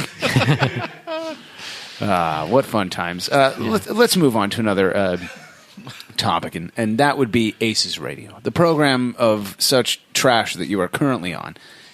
Let me be honest with you. You got a reputation, and it's a good one. People say, he's one of the top men in the game. And I say, what game? And they're like, and then their wife removes them. So I never find out. Why sully your reputation that you've built up over all these years by coming on this trash program? I had to meet my brother. I wanted to drink some beer, and you guys were here, so that's why I did it. Fan-fucking-tastic. Like, literally, you came to Columbus for an other thing. Yeah. And you're like, oh, hey, while I'm here, there's this podcast. Yeah, why did you not come when there was a home game? I have a 3-year-old You as idiot. well. Yeah. So What's that like? It's actually kind of fun. Oh, by the way, we are Those supposed to liars. ask, when are you going to be working up another grandbaby? Come on. No? No, right now. To be Here, determined. Lon. Both No. McKinley parents are like, no, we would never ask that. But while it's on the table, what's the answer? Ethan, totally worth it. Yeah. I think Ethan needs to do this, actually. I mean, I've already got the one. It really isn't that hard, is what she would say. That's a funny joke. Everyone will laugh about that when they get home. So it comes to ACES Radio, and you're here, and you sell your reputation, and Ohio State has disinvited you from a thing you've already done. Right. The math department's like, we've made a huge mistake. To be fair, I told them I was going to come here and do this. They didn't know who you were. So That's shocking. That's shocking. They drive past this place every time they go home. What does the crew mean to you? We called this the Greg Benson question. He can't go to sleep at night unless he hears the answer to it. So talk to us for a minute about what the Columbus Crew really means to you. it's just the team that I grew up with. I've been a soccer fan my entire life. The Crew came along. had a team to finally support. I don't know that I can actually say what I mean. It's hard to say what it means. It's just I don't know. Yeah. There's just something in you that even though I haven't lived in Columbus in 15 years. I went to college and then lived in Nashville for 10 years. But the crew is always going to be my team. I watch every game I can. They're just something that it's just inside that you can't ever lose. Are you stoked for Nashville to come in so that you can get to see the crew there? Yeah, so I get to see one game a year. The crew gets to come to Nashville finally. Are you going to buy season tickets? I have it for the USL team because they're $10 a season ticket. Oh, that's a good. What? Yep. For a season ticket, not for one game. Oh, $10. Yeah, my season tickets are $10 each for the entire. Okay, I was good. Jesus Christ, dude! It's like, what is this? This isn't at Cincinnati. It works out to 38 cents a game, right? Oh man, we were all ready to make that Cincinnati joke. Man, I could seat 40,000 people for $10 a season. It costs more for us to park once than it does to go to 15 games. It's true. Free parking at USL. Oh, you don't even pay for parking? Street parking. What is this trash? Yeah. We paid for parking when we went to the Carolina Challenge Cup. Really? How about that? Really? What do you think about Was that in Nashville at the USL Stadium? Because otherwise it doesn't relate. Aren't they in USL? Aren't Charleston Battery in USL? Is it in Nashville, though? I don't know. Did they play at the minor league baseball stadium in Nashville? I don't remember. There you go. I was very drunk. My wife drove. Fantastic. That's cool. How do you think it's going to be received down there? Like, how's the city? Is it a buzz with the fact that Nashville's getting an MLS team, or? I don't think they've started marketing hard yet. They just got the name and logo and stuff. They just hired a coach. They're getting there. That's cool. What do you think of the logo, by the way? Because that's been another point of contention. I like it. It's okay. I think that's fair. It's yellow. It's gold and blue, right? Mm-hmm. It's like maize and blue. It's not like that. Isn't black? No, it's blue. Yeah, it's. I think what they call it, acoustic blue or something. Of course, when are they? I love when they make up color names for the city. Next year. Really? Yeah. Wow. And they have a stadium getting. They're going to now, play in the Titan Stadium. The fuck? So 70,000 seats. That's going to go well. Yeah. For how long? Permanently, or a couple years? They're building. No, a they're stadium. building at the Did they fairgrounds. work out the fairgrounds thing? The fairgrounds, yeah. Yeah, because it's okay for them to play at the fairgrounds, but not for us. So, how far of a drive is that from Columbus? It's a 6-hour drive, which is so much further than I would think it is. But that's there's direct flights. Well, it's Chicago distance. It's not Bridgeview. Yeah, it's distance. closer. I'm always Philly, shocked right? at how far away Nashville is and how close Atlanta is. Atlanta's 10. No, it's not. It's less than that. Fuck off! It's 10. It's like 2.5 hours, dude. God damn. Okay, so 6-hour drive, and then it's much closer to Cincy, right? Cincy's what, 4 hours drive? Yeah, that's reasonable. The direct flights to Nashville from Columbus. That's cool. Fuck yeah, we're gonna get a cup and we're gonna make it. It's called the Direct Flight Cup. After all these years, every time I'm going somewhere, Columbus is like, we don't fly there. Yeah. We do fly to Las Vegas. Would you like to go to Las Vegas first? I'm like, I'm going to Fort Lauderdale. You pieces of shit. Let's move on to the last question. 8 hours and 51 minutes from here to Atlanta. See, that's less than what you said. It is, Morgan. You're right. You said I'd like 12 to give you a hours. man ball for that. Thank you, Alex. What a treat you are. I've just got to thank you for stopping by. I can't find the button for you. How can AGS attack be stopped? He looks at the screen. Oh man, you gave no prompting, no instruction whatsoever. Normally, Morgan gives a little intro into this section, but he decided before we hit the record button. Elliot's done such a good job. Fuck it, You should hang him play out him to a dry. sample of something and be like, Oh, you want to hear some burn this with AGS fire? attack? Yeah, Here we go. Listen to this. It's speaking of Anthony Precourt. I'm just going to say can't be stopped. That's not the answer you want to say. Just don't say. We'll edit that out in 3, 2, 1. Clap. Here is how what AGS attack sounds like. Anthony Precourt, yo, meet us at that beat-ups. If you got them balls, bitch, meet him at that beat-ups. Come and get it, yo. Coming to the beat-ups. Nothing bad will happen if you come to the beat-ups. Or motherfucking will it. It definitely won't be violent. Or if you're like, who plays for the Columbus Crew? Here are all the players. My name is Will Trapp. My name is Will Trapp. I put Columbus on the map. Yeah, okay. I'm El Capitano. What about Federico Higuain? My name is Federico Higuain. The ball I cause a scene. I'm the greatest player mama's ever seen. What about Justin Miro? Justin mirror, just a mirror. Gonna score the goals and ruin your day, yeah, just a What about mirror, Pedro just a Santos? mirror. It's Pedro. It's Pedro. Pedro Sanch. Pedro Sanch. It's not Santos. I'm so sorry you had to experience the full range of this. It's Pedro. What about saving the Pedro crew? Sanch. Save the crew or die trying. Save the crew or die trying. Save the crew. Are you out now? Yeah. So this. Oh is what we're no, up there are like against. 5 more of those. Yeah. So if this was like a disease, How would you stop that? Yeah. I mean, it is a disease. Right. Yeah. Burn it with fire? Simple but effective. That's I like actually, it. Yeah. I like that. Some people are like, murder him, straight murder him. They're like, that's pretty nondescriptive, but we'll take it. You're like, I want to set him on fire until he dies from it. Yeah. It's painful and shitty, and it's exactly what his music is like.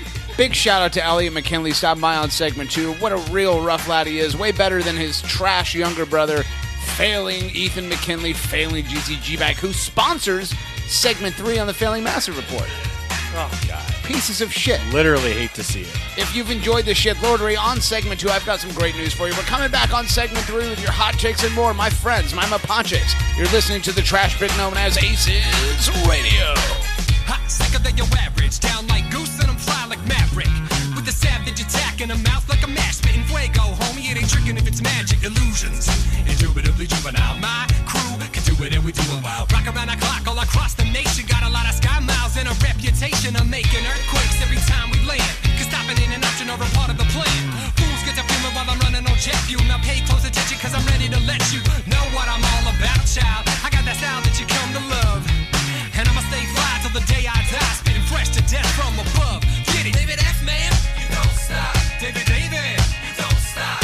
We came to rock it till the city takes off. Mr. Captain, yeah, I'm an ace pilot, yeah.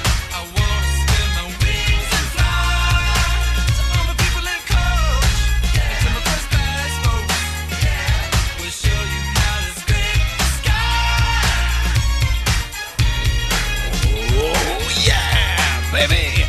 Ignorant slut, shitlord, celebrity fans, members, and founders of Crew Union alike who are spending this weekend in federal penitentiary prison for having a dirty, filthy, stinking beard in the city of Montreal. Welcome back.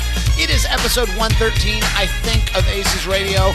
My name is Carol Seaver. Welcome back to the Trash Pocket, brought to you as always by Blood and Urine. We are here at Endeavor Brewing Company. And we definitely played Dallas last week, not New England, and not Philadelphia. You see, I messed up on segment 1, and I started reading our notes from last week, and no, that was wrong because I'm a dumb, dumb man. Welcome back to the Trash Pocket. Ladies and gentlemen, if you could give it up, since we lost our guest on segment 2, he thought better of joining us on segment 3, because he has a brain. Ladies and gentlemen, welcome back to ACES Radio for the first time since I can't remember when, and it's not worth researching. Ladies and gentlemen, Keith Nuss. Hello, hello. Everything's worth researching. I set you up there, and you knocked it out of the park. What a tremendous, tremendous lad this is. Actually, I shouldn't fuck with him because he'll totally find out shit about me. I think he was watching me enter all my passwords into my Chromebook. I know There's that a reason why I sat on this side. He doesn't have to watch you do it. He's already got it. Like, I love Keith. I know that we're friends, but, like, I fear him being upset with me because of what could happen. Like, there are things that could happen, and I'm like, well, shit. And I truly believe that you could make it seem like I've done things that I haven't. Like, you could forward emails to Pam sex that I with didn't a woman? write.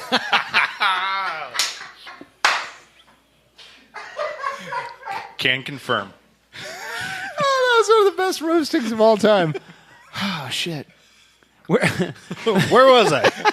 He totally lost his train of thought. Mission accomplished. Oh, man, that's the second time this week I've been just so hot, blasted, roasted. Earlier this week, we were talking about... Was I with you when we were talking about going to Montreal?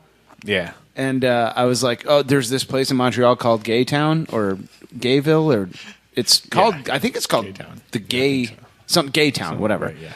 And I was like, oh, I stayed in Gaytown last time. And someone was like, oh, was it called that before you went there? And I just about threw up. I was so thoroughly roasted.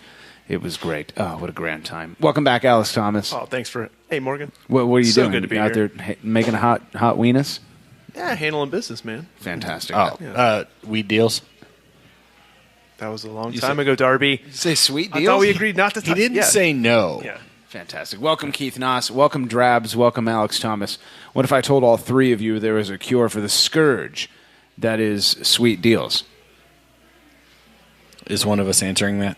Well, I asked all three of you, so okay. Keith is researching. That's called diffusion of responsibility, Morgan. That's right, They Drabs. cover that They say in the your only class. cure for the scourge that is diffusing responsibility are hot takes. Nothing is impossible.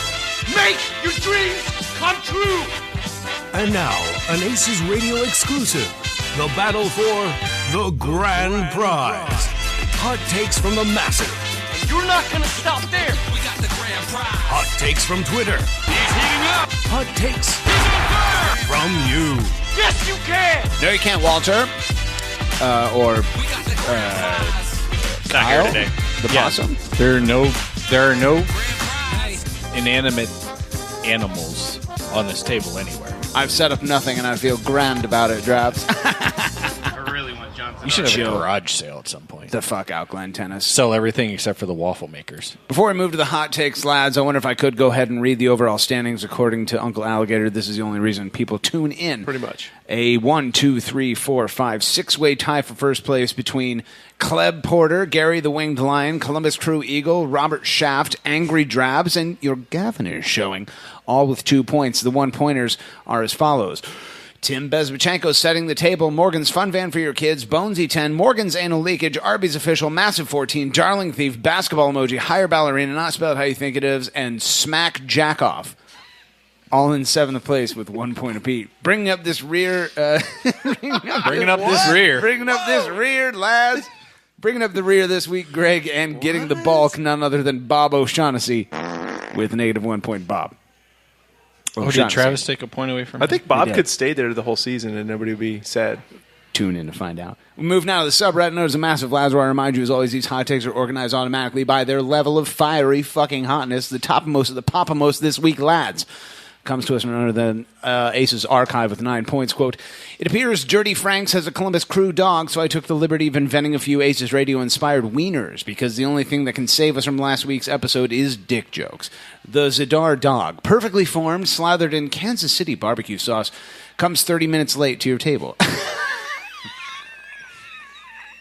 The Darby dog. Similar to the Zadar dog, but imitation meat and far worse.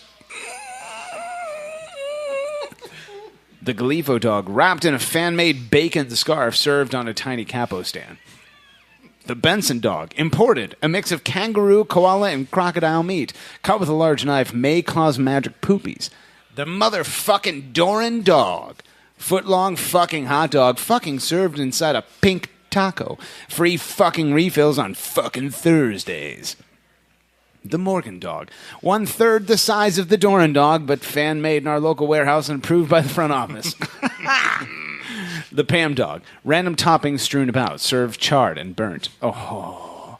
The AGS attack dog, picked from the bottom of the barrel, click the hyperlink to order. The Stanek dog, Italian season, 10% off if you wear a goalkeeper jersey. At the time of purchase, must be first in line to order. The Nordica Facebook dog, you'll argue for hours on end if it tastes good or bad. Only you know how to fix it.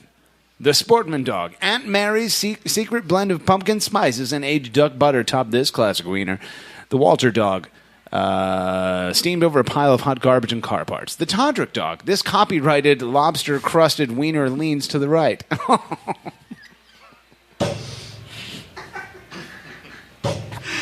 forgot about that one. Josephi's mom dog, a shareable platter of wieners for your whole table to enjoy. The Aces Radio dog, takes several hours of your life to consume, may cause illness. Quite possibly the last hot dog you'll ever eat. Hashtag Throwback Wednesday. End quote. Hashtag Way Back Wednesday. Droby Screwface, your thoughts? That one holds up really well over time. Really I have to does. say, yeah, It really does. like those were They're not those were wrong. actually amusing to read again. Yeah. Keith, That's Knox, back your when they were thoughts? good. I mean, holding up very long. You probably can't do that with any of these dogs.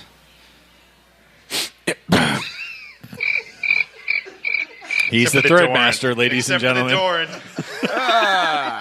Moving on. From user Columbus Crew Eagle, welcome back. With 7 points, quote, it is Columbus Crew Eagle. What? Back up.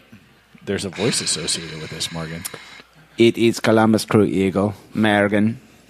You soon give birth from butt to eagle egg. Please. Please, prepare butthole for egg departure. Stretch many times per day. Maybe butthole rip. Worth it for baby Columbus Crew Eagle.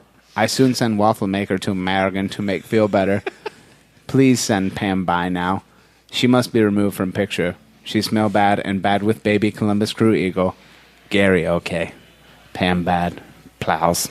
American, please. Please.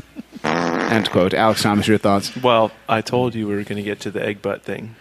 Yeah. Are you doing your stretches? Are you doing your Oh, yeah. butt kegels? Oh, yeah. Yeah. Okay. Yeah, I've been trying. He birthed like 2 dogs out of there, right? Yeah. How about new? Moving the fuck on from user Angry Drabs with 4 points. Quote, Fuck this fantasy soccer bullshit. I totally rationally pick a ton of Portland players and they shit the bed against FC Tide Pods. What the actual fuck?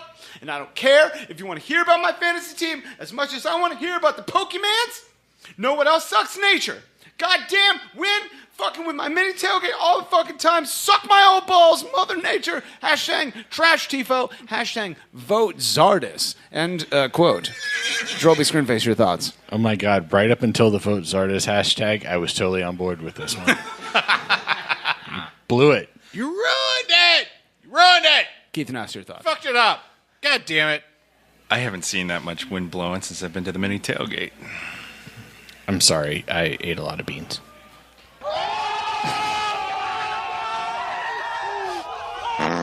End quote. Moving on. From user Arby's official with 3 points. Quote, Dear Mrs. Hughes, given the success Firehouse Subs is having with their warm mayonnaise sandwich, Arby's will be launching a new sandwich towards the end of the month. We would like you to start incorporating the new sandwich into your Arby's hits on the radio show. The details of the sandwich are as follows. Horsenaise sandwich. Arby's new crowd pleaser. We took wonderful Hellman's mayonnaise and mixed it with our signature Arby's horseradish sauce. This delicious mixture gets topped with a fragrant Munster cheese and sandwiched between 2 fluffy Belgian waffles. Make sure to grab some extra napkins because you are sure to get some of this sticky and creamy horsenaise all over your face. In regards to your other correspondence, we would be more than happy to offer an internship to your son, Derek Hughes. But I really don't need him to go all the way to one of our South Korea locations. We have plenty of opportunities in Columbus. Just have your husband reach out to us again, and I'm sure we can find a local location for him. Sincerely, Marcus Phillips, Senior Director of Operations at Arby's Restaurant. Charles, your thoughts? Oh, he's eating. Alex Thomas, your thoughts? They're not wrong. I mean, this is the demographics, dude. They suggest this is what the kids want. They want word on the street. Horse mayonnaise? Warm, hot horse-naise. Makes me throw up in my mouth just thinking about it. Oh my fucking God. What does it make happen in your mouth? Yeah, what?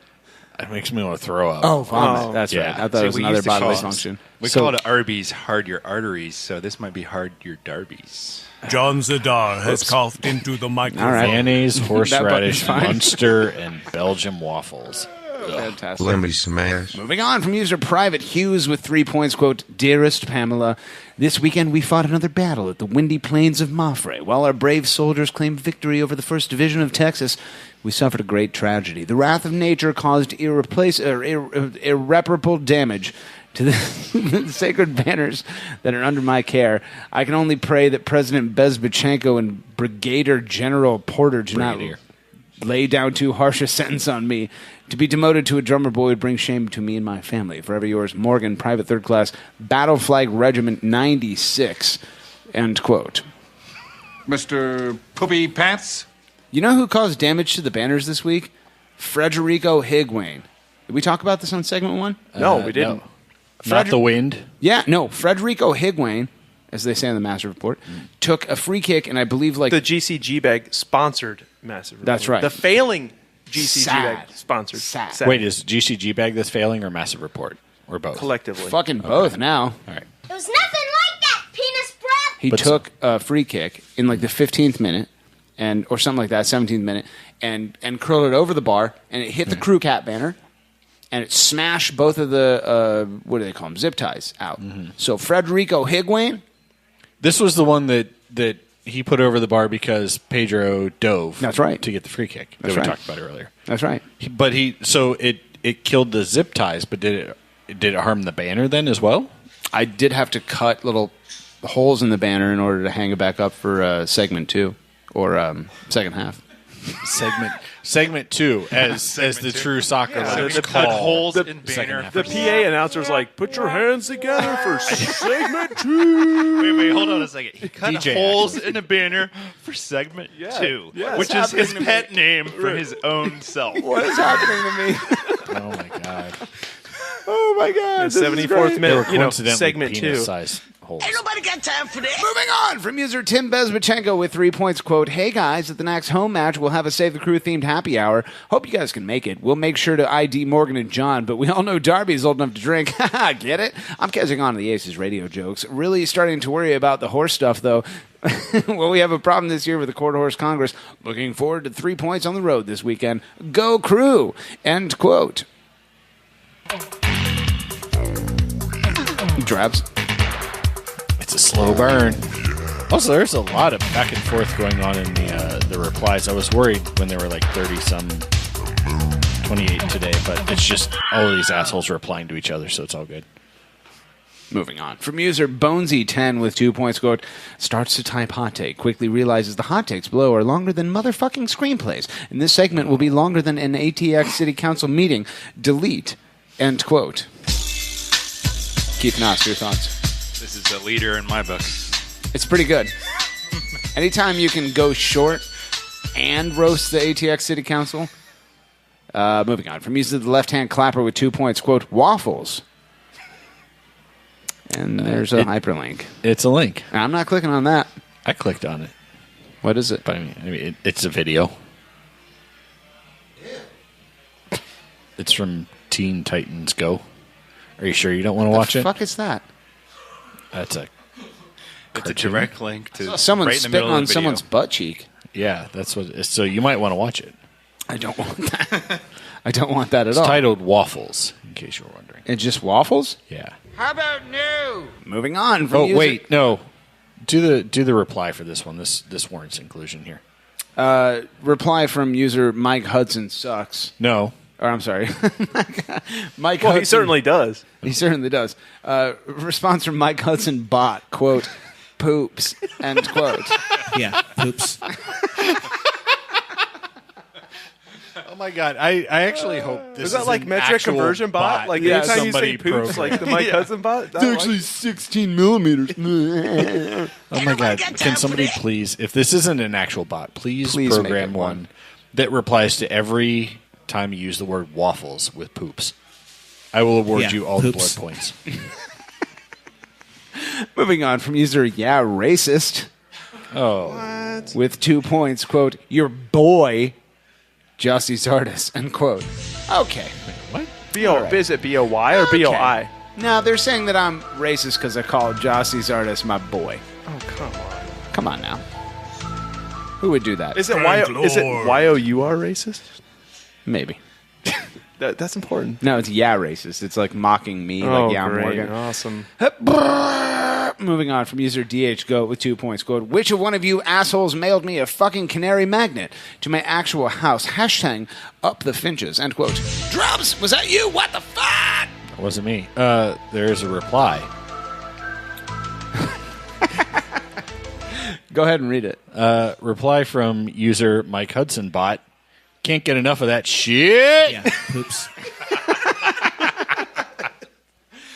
Moving on. From user DeWine Newsletter with 1 point, quote, dear ACES Radio listeners, it's rather difficult to understand why you decided to complain about ACES Radio getting political just now.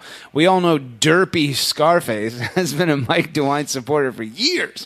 He signed Team at Save the Crew up for our campaign newsletter 3 more times today. Thanks for your continued support. Signed DeWine Newsletter, end quote. Yeah, poops. Go ahead, guys. Yeah. Got 3 new emails today thanking us for signing up for the Mike DeWine newsletter. Oh, man, that's great. Super great. Thanks for that. Just so you know what's Love going on. it. Keith Knox, your thoughts. I thought he was busy with a lawsuit. Whoop. They're getting closer every time. Moving on. From user AGS Attack with 1 point somehow, quote, so I was doing the Jeff Cunningham last night, and I realized that I'd completely forgotten that this podcast existed, so here are some of my observations for the season so far. It's disturbing how much Darby likes egg salad. Ugh. Do you not like egg salad? It's got mayonnaise and hard-boiled eggs. What the fuck is there to like about it? Was this a thing that we did? No, but I do objectively hate it, so good job, I guess. Well, egg salad's delicious, so fuck you. You would think, oh my god, that's the Welshest thing to like. Fucking It's mayonnaise delicious. and hard-boiled eggs. It's delicious. Fuck you. It's like a combination of the two hot takes, right? The horse and ace sandwich and the egg Ass that's egg, coming out of your butt. Ooh. Oh, yeah. Yeah, that's what you just like ass eggs. That's what it is. It sounds delicious. He continues. When tapping his phone to do research on my latest track, I overheard Morgan talking about playing a game of Danger Noodles with another dude, and I'm really just kind of confused about it. New track coming as soon as I remember that this podcast exists on a Tuesday, end quote. Fatality. Alex Thomas, your thoughts? I don't know, dude. Keith Knox, your thoughts? Ditto. Yeah, if you send us a new song, we will absolutely play it on Tuesday. I mean, we will. I'll have to. Yeah. I would never. We have no choice. I will play it on Tuesday. And Tuesdays, yeah. Yeah, 100%. Send it to us on Tuesdays. It's a Tuesday podcast. Moving on from user setting the table with 1 point, quote, my nephew is a little shy when it comes to asking out members of the opposite sex. He called me recently and asked if Uncle Darren might have any pickup lines that would work. I told him I didn't, but I'd heard a line from Travis Irvine on ACES radio the night before, so I told him to give that a try. He called me back the next evening and said that he'd gone up to a girl at a bar and asked if she'd like his hot VPN in her mobile bee. But she slapped him and left the bar, so that didn't work. I suggested he might try the same pickup line with the cute girl at the Geek Squad desk at Best Buy and see if his luck improved. This time he told me that she just rolled her eyes at the lame and obviously technically incorrect pickup line. Even asking the girl if she e-gamed made her wince. Having run out of ideas, I gave him one more line from the podcast to try the following night. It worked. Who knew that ladies would be charmed with an honest approach by simply going up and saying, yeah, poops. Thanks, ACES Radio. Hashtag no frills mafia. End quote. Yeah, poops. Droby Scrinface, your thoughts? That's, if you say yeah, poops, and she's into it, just run with it. She's yours. That's it. Poops. Moving on from user Tooth999 with 1 point, quote, this may be a hotake, but I just want to remind Morgan of the big Aussie beatdown that Greg Benson put on you in Indoor League. He's shitting all over Hendox right now in celebration. Hashtag, that's definitely a knife. Hashtag, probably riding cock. Hashtag, we are sporting wood. End quote. Alex Thomas, your thoughts? Dude, I like the sporting wood part. That's nice. Yeah. Hey, Greg Benson, is he still shitting on kids? Maybe. Do you have anything you want to talk about? Greg Benson, your thoughts? I also saw, people are still asking, the kids on the street are asking, what do we do with the tire? What do we do with the tire, Greg? Yeah. Okay, yeah, no, let's talk about it. Last week, Greg's team is the worst in the league. They have, right, you said you're going to win 10-0. They have a negative 37 goal differential. Wait, he's playing in the league you're playing in? Yeah. It's. Did you dunk a header on him? We played last night, and they beat us 3-2. No. Because all of their players were on the bench, and all of their fucking, ringers were in there. And shit. We gave up 3 stupid goals, and they won their first game literally ever. Congrats. Did John Yossi Zadardes play? John Yossi Zadardes did not play. Oh, no. If he'd come back, if he could have gotten over that. If that John ankle. Yossi Zadardes was there. Yeah. They probably would have added another ringer that would have said, quote, yeah, no, I'm definitely retired for good now, and I mean it this time, at the end of their game. Charles played on the team. It was a very frustrating match. So he scored 2 then. Yeah. But did they train with tires beforehand? What do we do with the tire, Greg? Moving on. From user Intense Spanish Announcer with 0 points, quote, oh, no, it's in Spanish. All right. Morgan Hughes recibe el pase, espada, finge a la izquierda, dispara, anota, gol, gol, gol, gol, gol, gol, gol, gol. Morgan Hughes, el americano, anotó el gol como la hice con espada anoche. Oh, wait. I have a feeling I know what that line means, so I can at least kind of figure it out. Means he slipped down the stairs with his finger stuck in his butthole. End quote. Pretty much. Something with my spouse at night. It's the first time you didn't screw up reading this tonight. Well, it's in Spanish, so no one can prove that it was screwed up. All right, let's see. Something about Morgan Hughes receives the pass. Oh, runs, goes to the left, shoots. Something, goal. My name, the American. I think it's the American champion. What do you think? Something with passion with my spouse at night. He scored a goal like I did with his wife last night. It's the Spanish Chris Doran.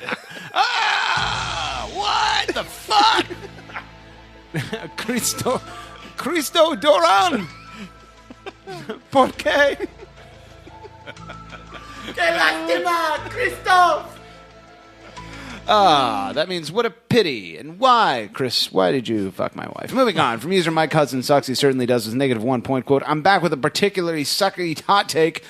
I have grown my points total every year, and I have to eclipse 11 points this year in order to continue growing. This hot take is not how I do it. Hashtag meta as fuck. Hashtag parallel pass to blood. Hashtag EMLS for life. Hashtag Darby is a werewolf. Hashtag Zadar save the crew. Hashtag Morgan is a house husband. Hashtag but there's literally nothing wrong with that. Hashtag I'm serious. Hashtag someone hire my wife to do something for $500,000 a year. Hashtag whose fucking Skeets McTaz is this? Hashtag butts. Hashtag sluts. End quote. Yeah, poops. Keith Knotts, your thoughts? Read the reply. From Mike Hudson bot. 2 points. Quote, hashtag killed this podcast. Hashtag not just this one, but the entire podcast forum. End quote. Yeah, poops. Alex Thomas, your thoughts? Yeah, they're not wrong. And so, those hashtags, some of those are pretty good, man. How is there not hashtag poops? Why did he skip hashtag poops? Well, he had sluts and butts. Why is there not hashtag poops? As much as I just despise Mike Hudson, all that he stands for, I do love hashtag butts, hashtag sluts. Can we get... Because it rhymes. Hudson and... they're both bad words. Who's the other shitty Mike from Cincinnati? Mike. Mike from Cincinnati? Yep. Burkle? Burkle, yeah. Can we get both of them in here at the same time? No, because they're Superman. Clark Man, that'd be Kent. real I think bad. Julie Stanky's head would explode. Yeah, that'd be not good. Because she would have to be here. Moving on. Third to last hot take from Gary the Winged Lion with -1 points. Quote, Almighty Crew Cat, what must I do to win your favor? What must I do to share in your grace? Shall I sing the praises of falling in love with Crew? Shall I sacrifice Alan Koch on an altar? Perhaps this image of your radiance will suffice. Deus Cruis Catios, your humble acolyte, Gary the Winged Lion. And there's a hot take. And no. A hyper Yeah, link. poops. What did I say? Hot take. You said a hot take. I'm doing well. That's what hyperlinks are called now. Jesus Christ. I'm worried about myself, That's the honestly. acid trip crew crab. Oh, yeah, actually, it's fucking weird, but... It's a picture of it's like an artistic representation of maybe a cat. Yeah, like somebody It's before drove Iguane through hit it. Jimmy V's, and they covered it Shit, with Lord. plywood, and there's a weird-ass trippy cat lion thing. Moving on. From user Ohio Quarter Horse Association with -1 points. Quote, Darby, we were aware of your equine infatuation, but you've gone too far this time. We received reports of an elderly man collecting semen-laced post-coitus horse manure. Fucking God. To take to what he described as best friend's lunch. Anyone not invited to that should be thankful they didn't attend. The horses had tacos the night before. God bless those people at the lunch. Thanks. The Ohio Quarter Horse Association. End quote. No, God! Drabs, what have you done? No, God, please, no! No! What the actual fuck? Jesus Christ, people. Why did you do that? He was just a baby horse. He was just a sexy baby horse trophy. Salamax, you were there too. Semen-laced post-coitus Salamax. Shame on you. I have legitimate concern for the person whose brain invented that particular hot take. Like, seriously, go get fucking help because that is goddamn disgusting. Charles. I'm just glad that things still come out of my penis. It's not coughing dust every time. Those are literally Charles. your words. I worry about you, sir. Moving on. last hot take of the night with -4 points from Jeff Ball 99. Go Wolverines, as he says. He's a big Wolverine guy. Quote, what's the recap for the hashtag Save the Crew indoor match last night? Reports of an amazing hat trick and underdog win. Was it a hat trick that they scored? Did they have one person? Yeah. Was it Greg? It was not Greg. No. Oh, Traps. You silly horse fucking maniac. It was not Traps. That's the last hot take of the night, lads. We have blood points to give away. Drolby Scrinface, we go to you first. Your 2 blood points of the night go to the following users, my friend. Paying attention to this shit. I think I'll still go with the angry Drabs, even with the votes artist. I love that because it's like you're just picking words straight out of my brain. Yeah. I respect that. Fair. And actually, I'll give my second one to Ace's Archive. Like I said, that was a good throwback. Ace's Archive getting totally points. Picked a winner there. So nice Ace's job. Archive getting respect for someone else's work. Yeah. Sounds like MLS. That's literally all of us. We all aspire to that. All I want is to get credit for somebody else's work. You hate to see it. Moving on, Keith Noss, your 2 blood points go to the following users, my friend. I'm going to go with the Archive and Bonesy 10. What did Bonesy 10 do? It's making fun of Austin City Council meetings. Oh, yeah, that was really good. You do like to see that. Alex Thomas. Bonesy 10 for the brevity. I appreciate that. Mike Hudson bought one. Damn it. Oh, well. And my second blood point, AGS Attack. Oh, my God, AGS Just when I thought you couldn't get any Why'd you worse. do this, Alex, you piece of shit? I can't believe it. Oh, yeah. Blowing your brain apart, Keith Noss, you dirty butt licker. Oh. He can't be killed now. Yeah. Well, I Can't got to believe keep him Elliot McKinley above, didn't want to be a part of this. Bob O'Shaughnessy. We got to keep him down in the basement. Yeah. My first blood point goes to none other than setting the table for the thorough Mike Hudson roasting. And, of course, my second and last blood point has to go to Bonesy 10. Bonesy 10, let this be a lesson to all of you people out there, wherever you are. The light at the end of the tunnel may be you, but it's likely the end of the hot takes. Or a train. You could be standing on train tracks. That would be very painful. And you already know, so let your head nod throughout the outro. Now as the curtains close and it's time to go, will the beast almost out like a manifesto? So let's make a toast to all the friends and fam, the folks involved since we started the jam, into a world full of people who It's a very long outro, John. what you can and can't do, better recognize. Salty eyes ain't a thing, cause we realize that when we do what we love, that's the grand prize. Oh yeah, baby. We got the grand prize. I don't know what else to say.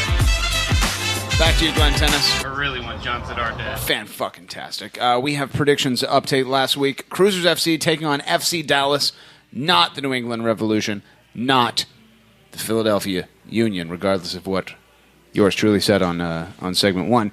The guest, a.k.a. Solanamex, you said it was going to be a 2-0 Cruisers FC victory. While that was very close to being true, you're all pieces and piles of shit. It was a 1-0 victory. You get 5 points. May God have mercy on your soul. Sean Sitar, the wetness, the wet boy. You're not here right now, but you said it was going to be a 2-1 victory for Cruisers FC. No, bitch. It was a 1-0 victory. You get 5 points. May God have mercy on your soul. Drolby Scrinface, the old man. The old butt licker is what they call him. Nope. Get that butt out of his face or he's going to lick it. You said it was going to be a 1-0 Cruisers FC victory, and man, that was so close to not being true like 100 times. And people mock you relentlessly to this day for making that prediction.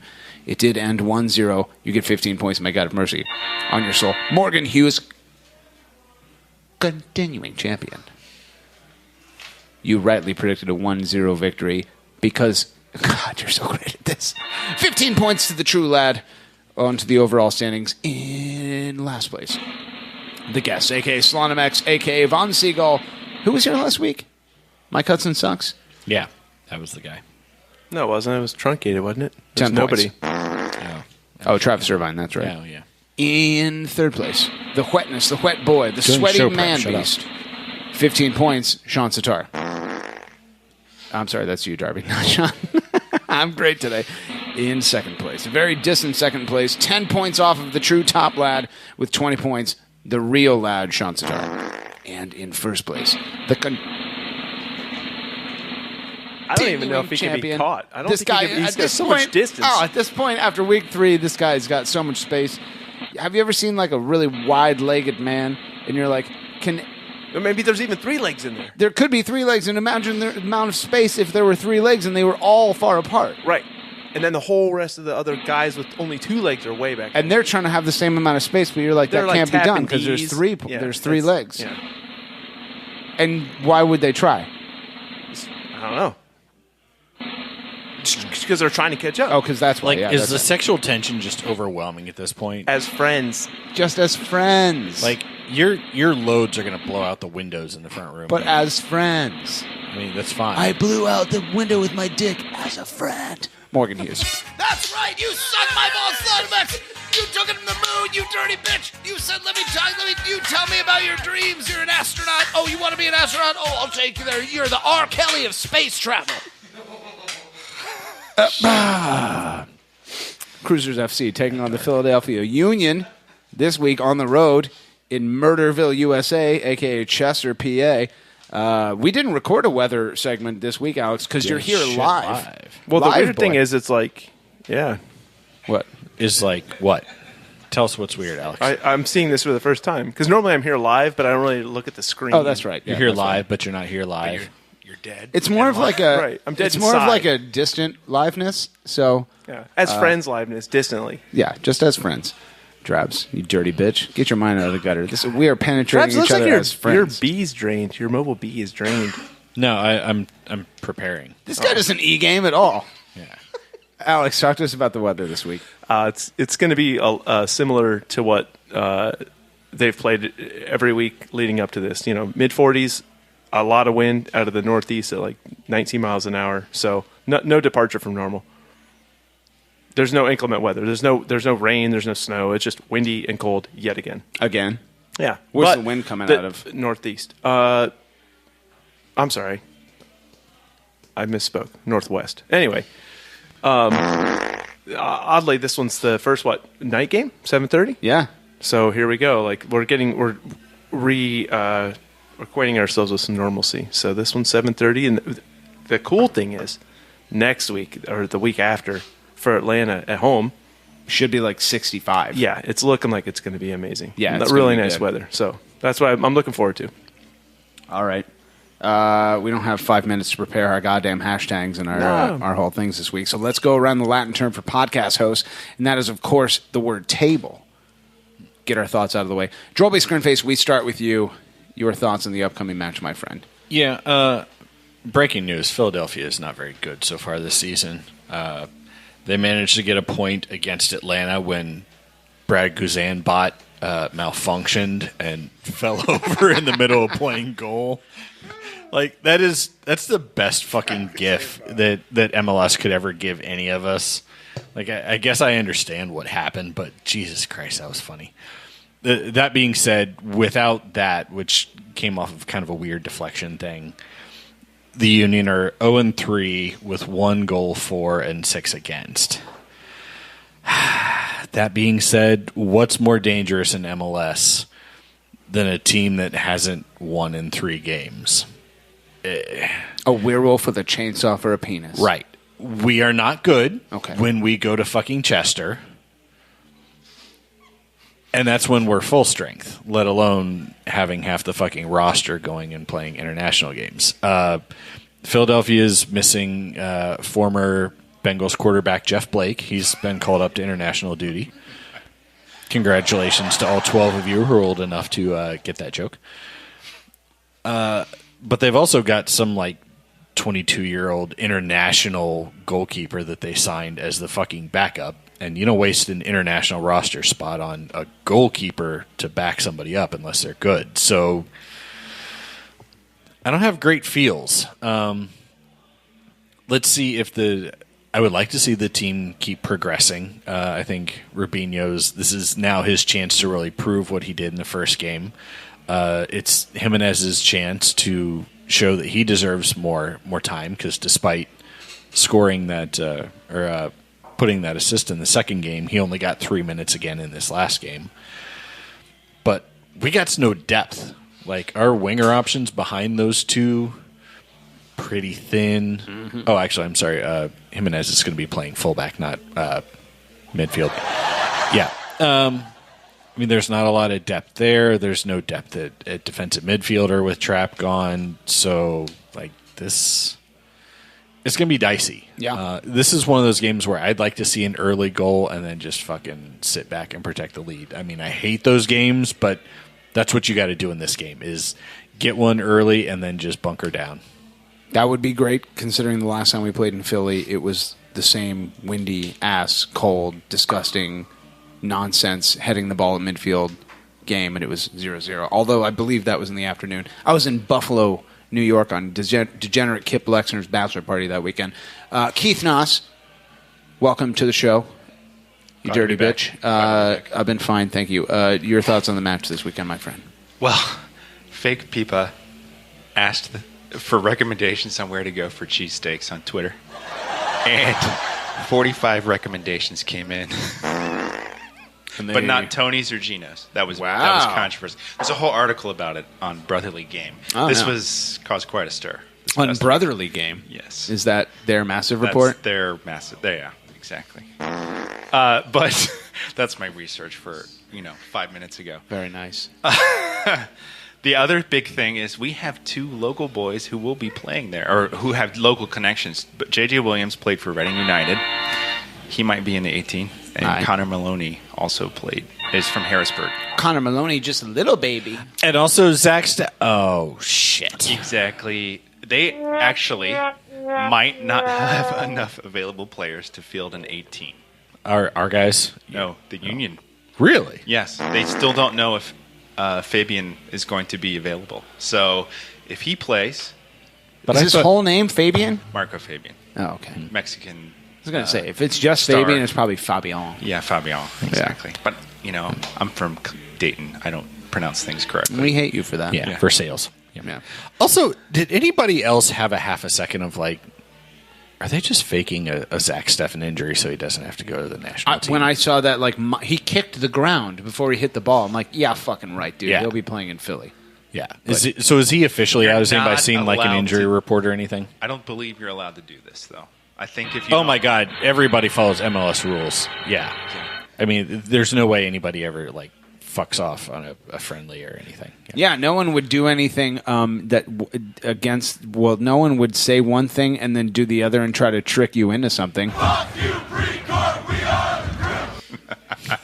Back to you, Keith. So, anyways, I think our defense will still be fully available other than Zach. I think we might give up and one Waylon goal. Francis. Well, yeah, but I think we can do okay with an alternative there. Because I kind of want to see 3 center backs. Well, then you'd be seeing Lawless or Josh, right? I think they're going to have trouble scoring a goal from against a goalkeeper that actually moves. Yeah. So I'm thinking maybe 2-1. Crew. We're not talking about scores yet. Oh, sorry. See why my thing's blank? Yeah. My thing is blank I don't mostly so care. Morgan doesn't copy me to stay that's why ahead I'm of against, that's how but- dry boards work, drabs. Like I can see through stuff. Can't do that. Alex Thomas, in place of the wetness, your thoughts on the match, my friend? I feel pretty good about this game, and I think we're going in there with a certain degree of swagger. Philly hasn't been playing all that well. I think they had a red card in maybe their second game. They're at a -4 goal differential. And as Keith brought up, that they might not be full strength. Neither are we. But this should be a game that we go in there and win. And if they do go in there and pull off the miraculous 3 points on the road, which has kind of been a rarity, things are looking real bright for us. We turn the corner and get to face Atlanta with a real robust sense of confidence. So I think they can pull it off. I think they have the tools to do it. So if Caleb can get them fired up, let's go. I would say that I would agree. This is an opportunity, I think is what you're trying to say, Alex. Let me just go ahead and put something in your mouth other than my dick. Yeah. And For that a would be change. words. Let me just say that this is an opportunity So we have this away game at Philly, which is a very, very winnable game, regardless of the fact that we're missing a whole shitload of national team players. And Zach Steffen, even though he's out for injury, Waylon Francis, Will Trapp, Justin Merrim, Jossie Zardes. So let's say theoretically Cruisers FC pick up 3 points at Philly this week. We then have 2 home games against Atlanta, who's not hot right now, New England, who's perpetual trash. We then go back on the road at Montreal, winnable game.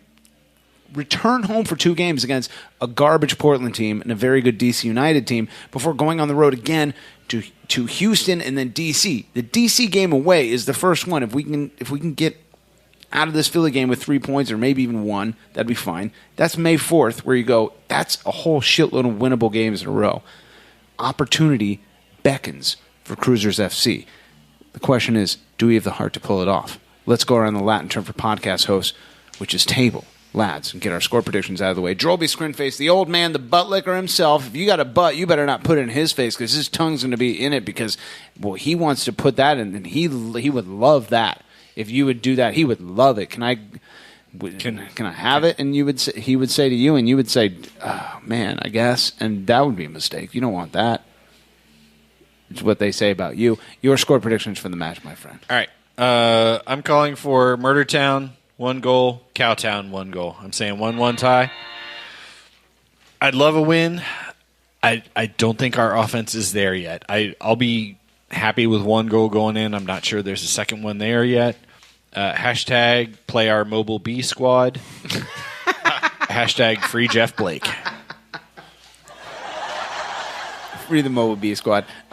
Keith Noss, your prediction counts for nothing. You are not predicting for the guests this week. Alex Thomas is doing that. Wait, I'm predicting for Zadar. So he already did. my mistake earlier doesn't count then, is what you're saying. It does not. I mean- Nothing you say matters, and you don't matter, and how dare you. Yeah, Morgan. Don't Hashtag get that my butt. life. Get that butt out of Darby's face. He'll lick it. Your prediction for the match, my friend. 2-1, Crew.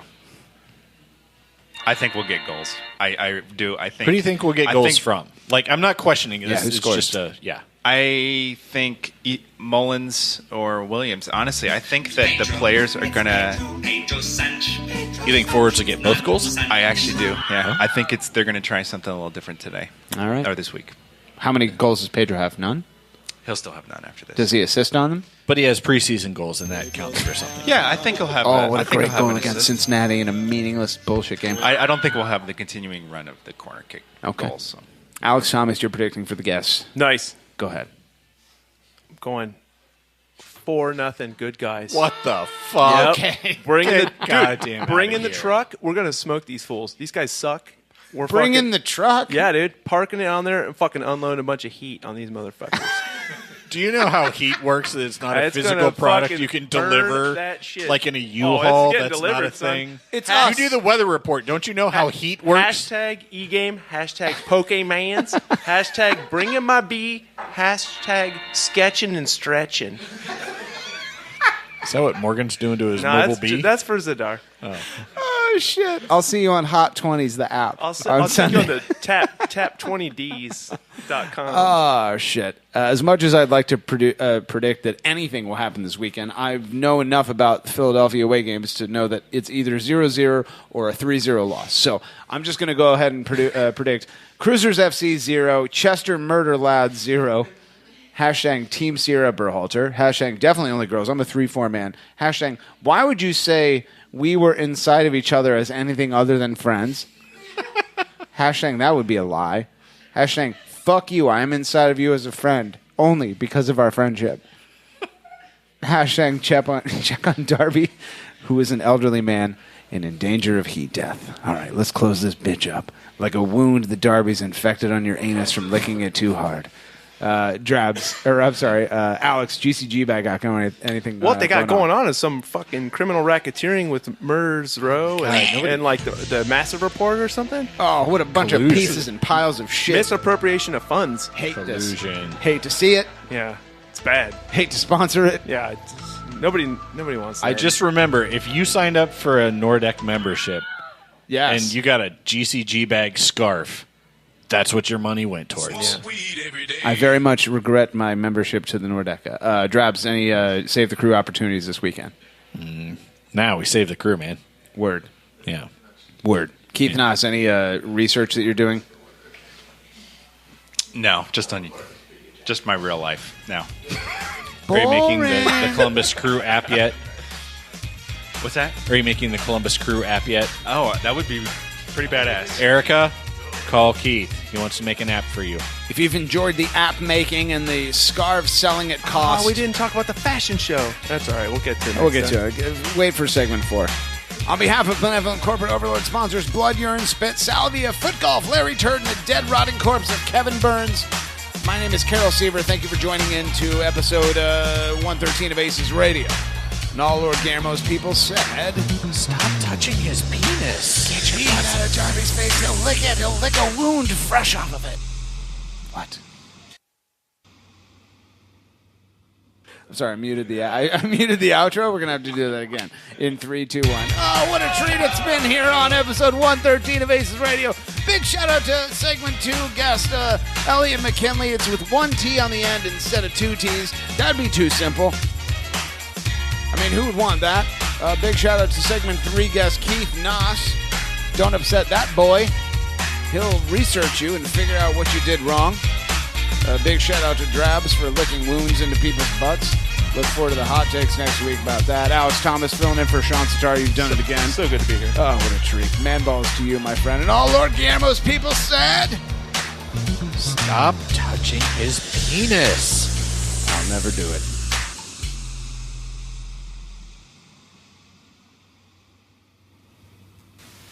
You're still here? It's over. Go home.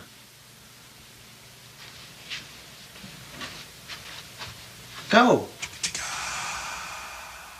Please have a party. Feed us drinks. Get us laid. Dude, don't pretend like you're busy working or something, dude. You know you're in bed, freaking watching PlayStation or something like that. That's the word on the street.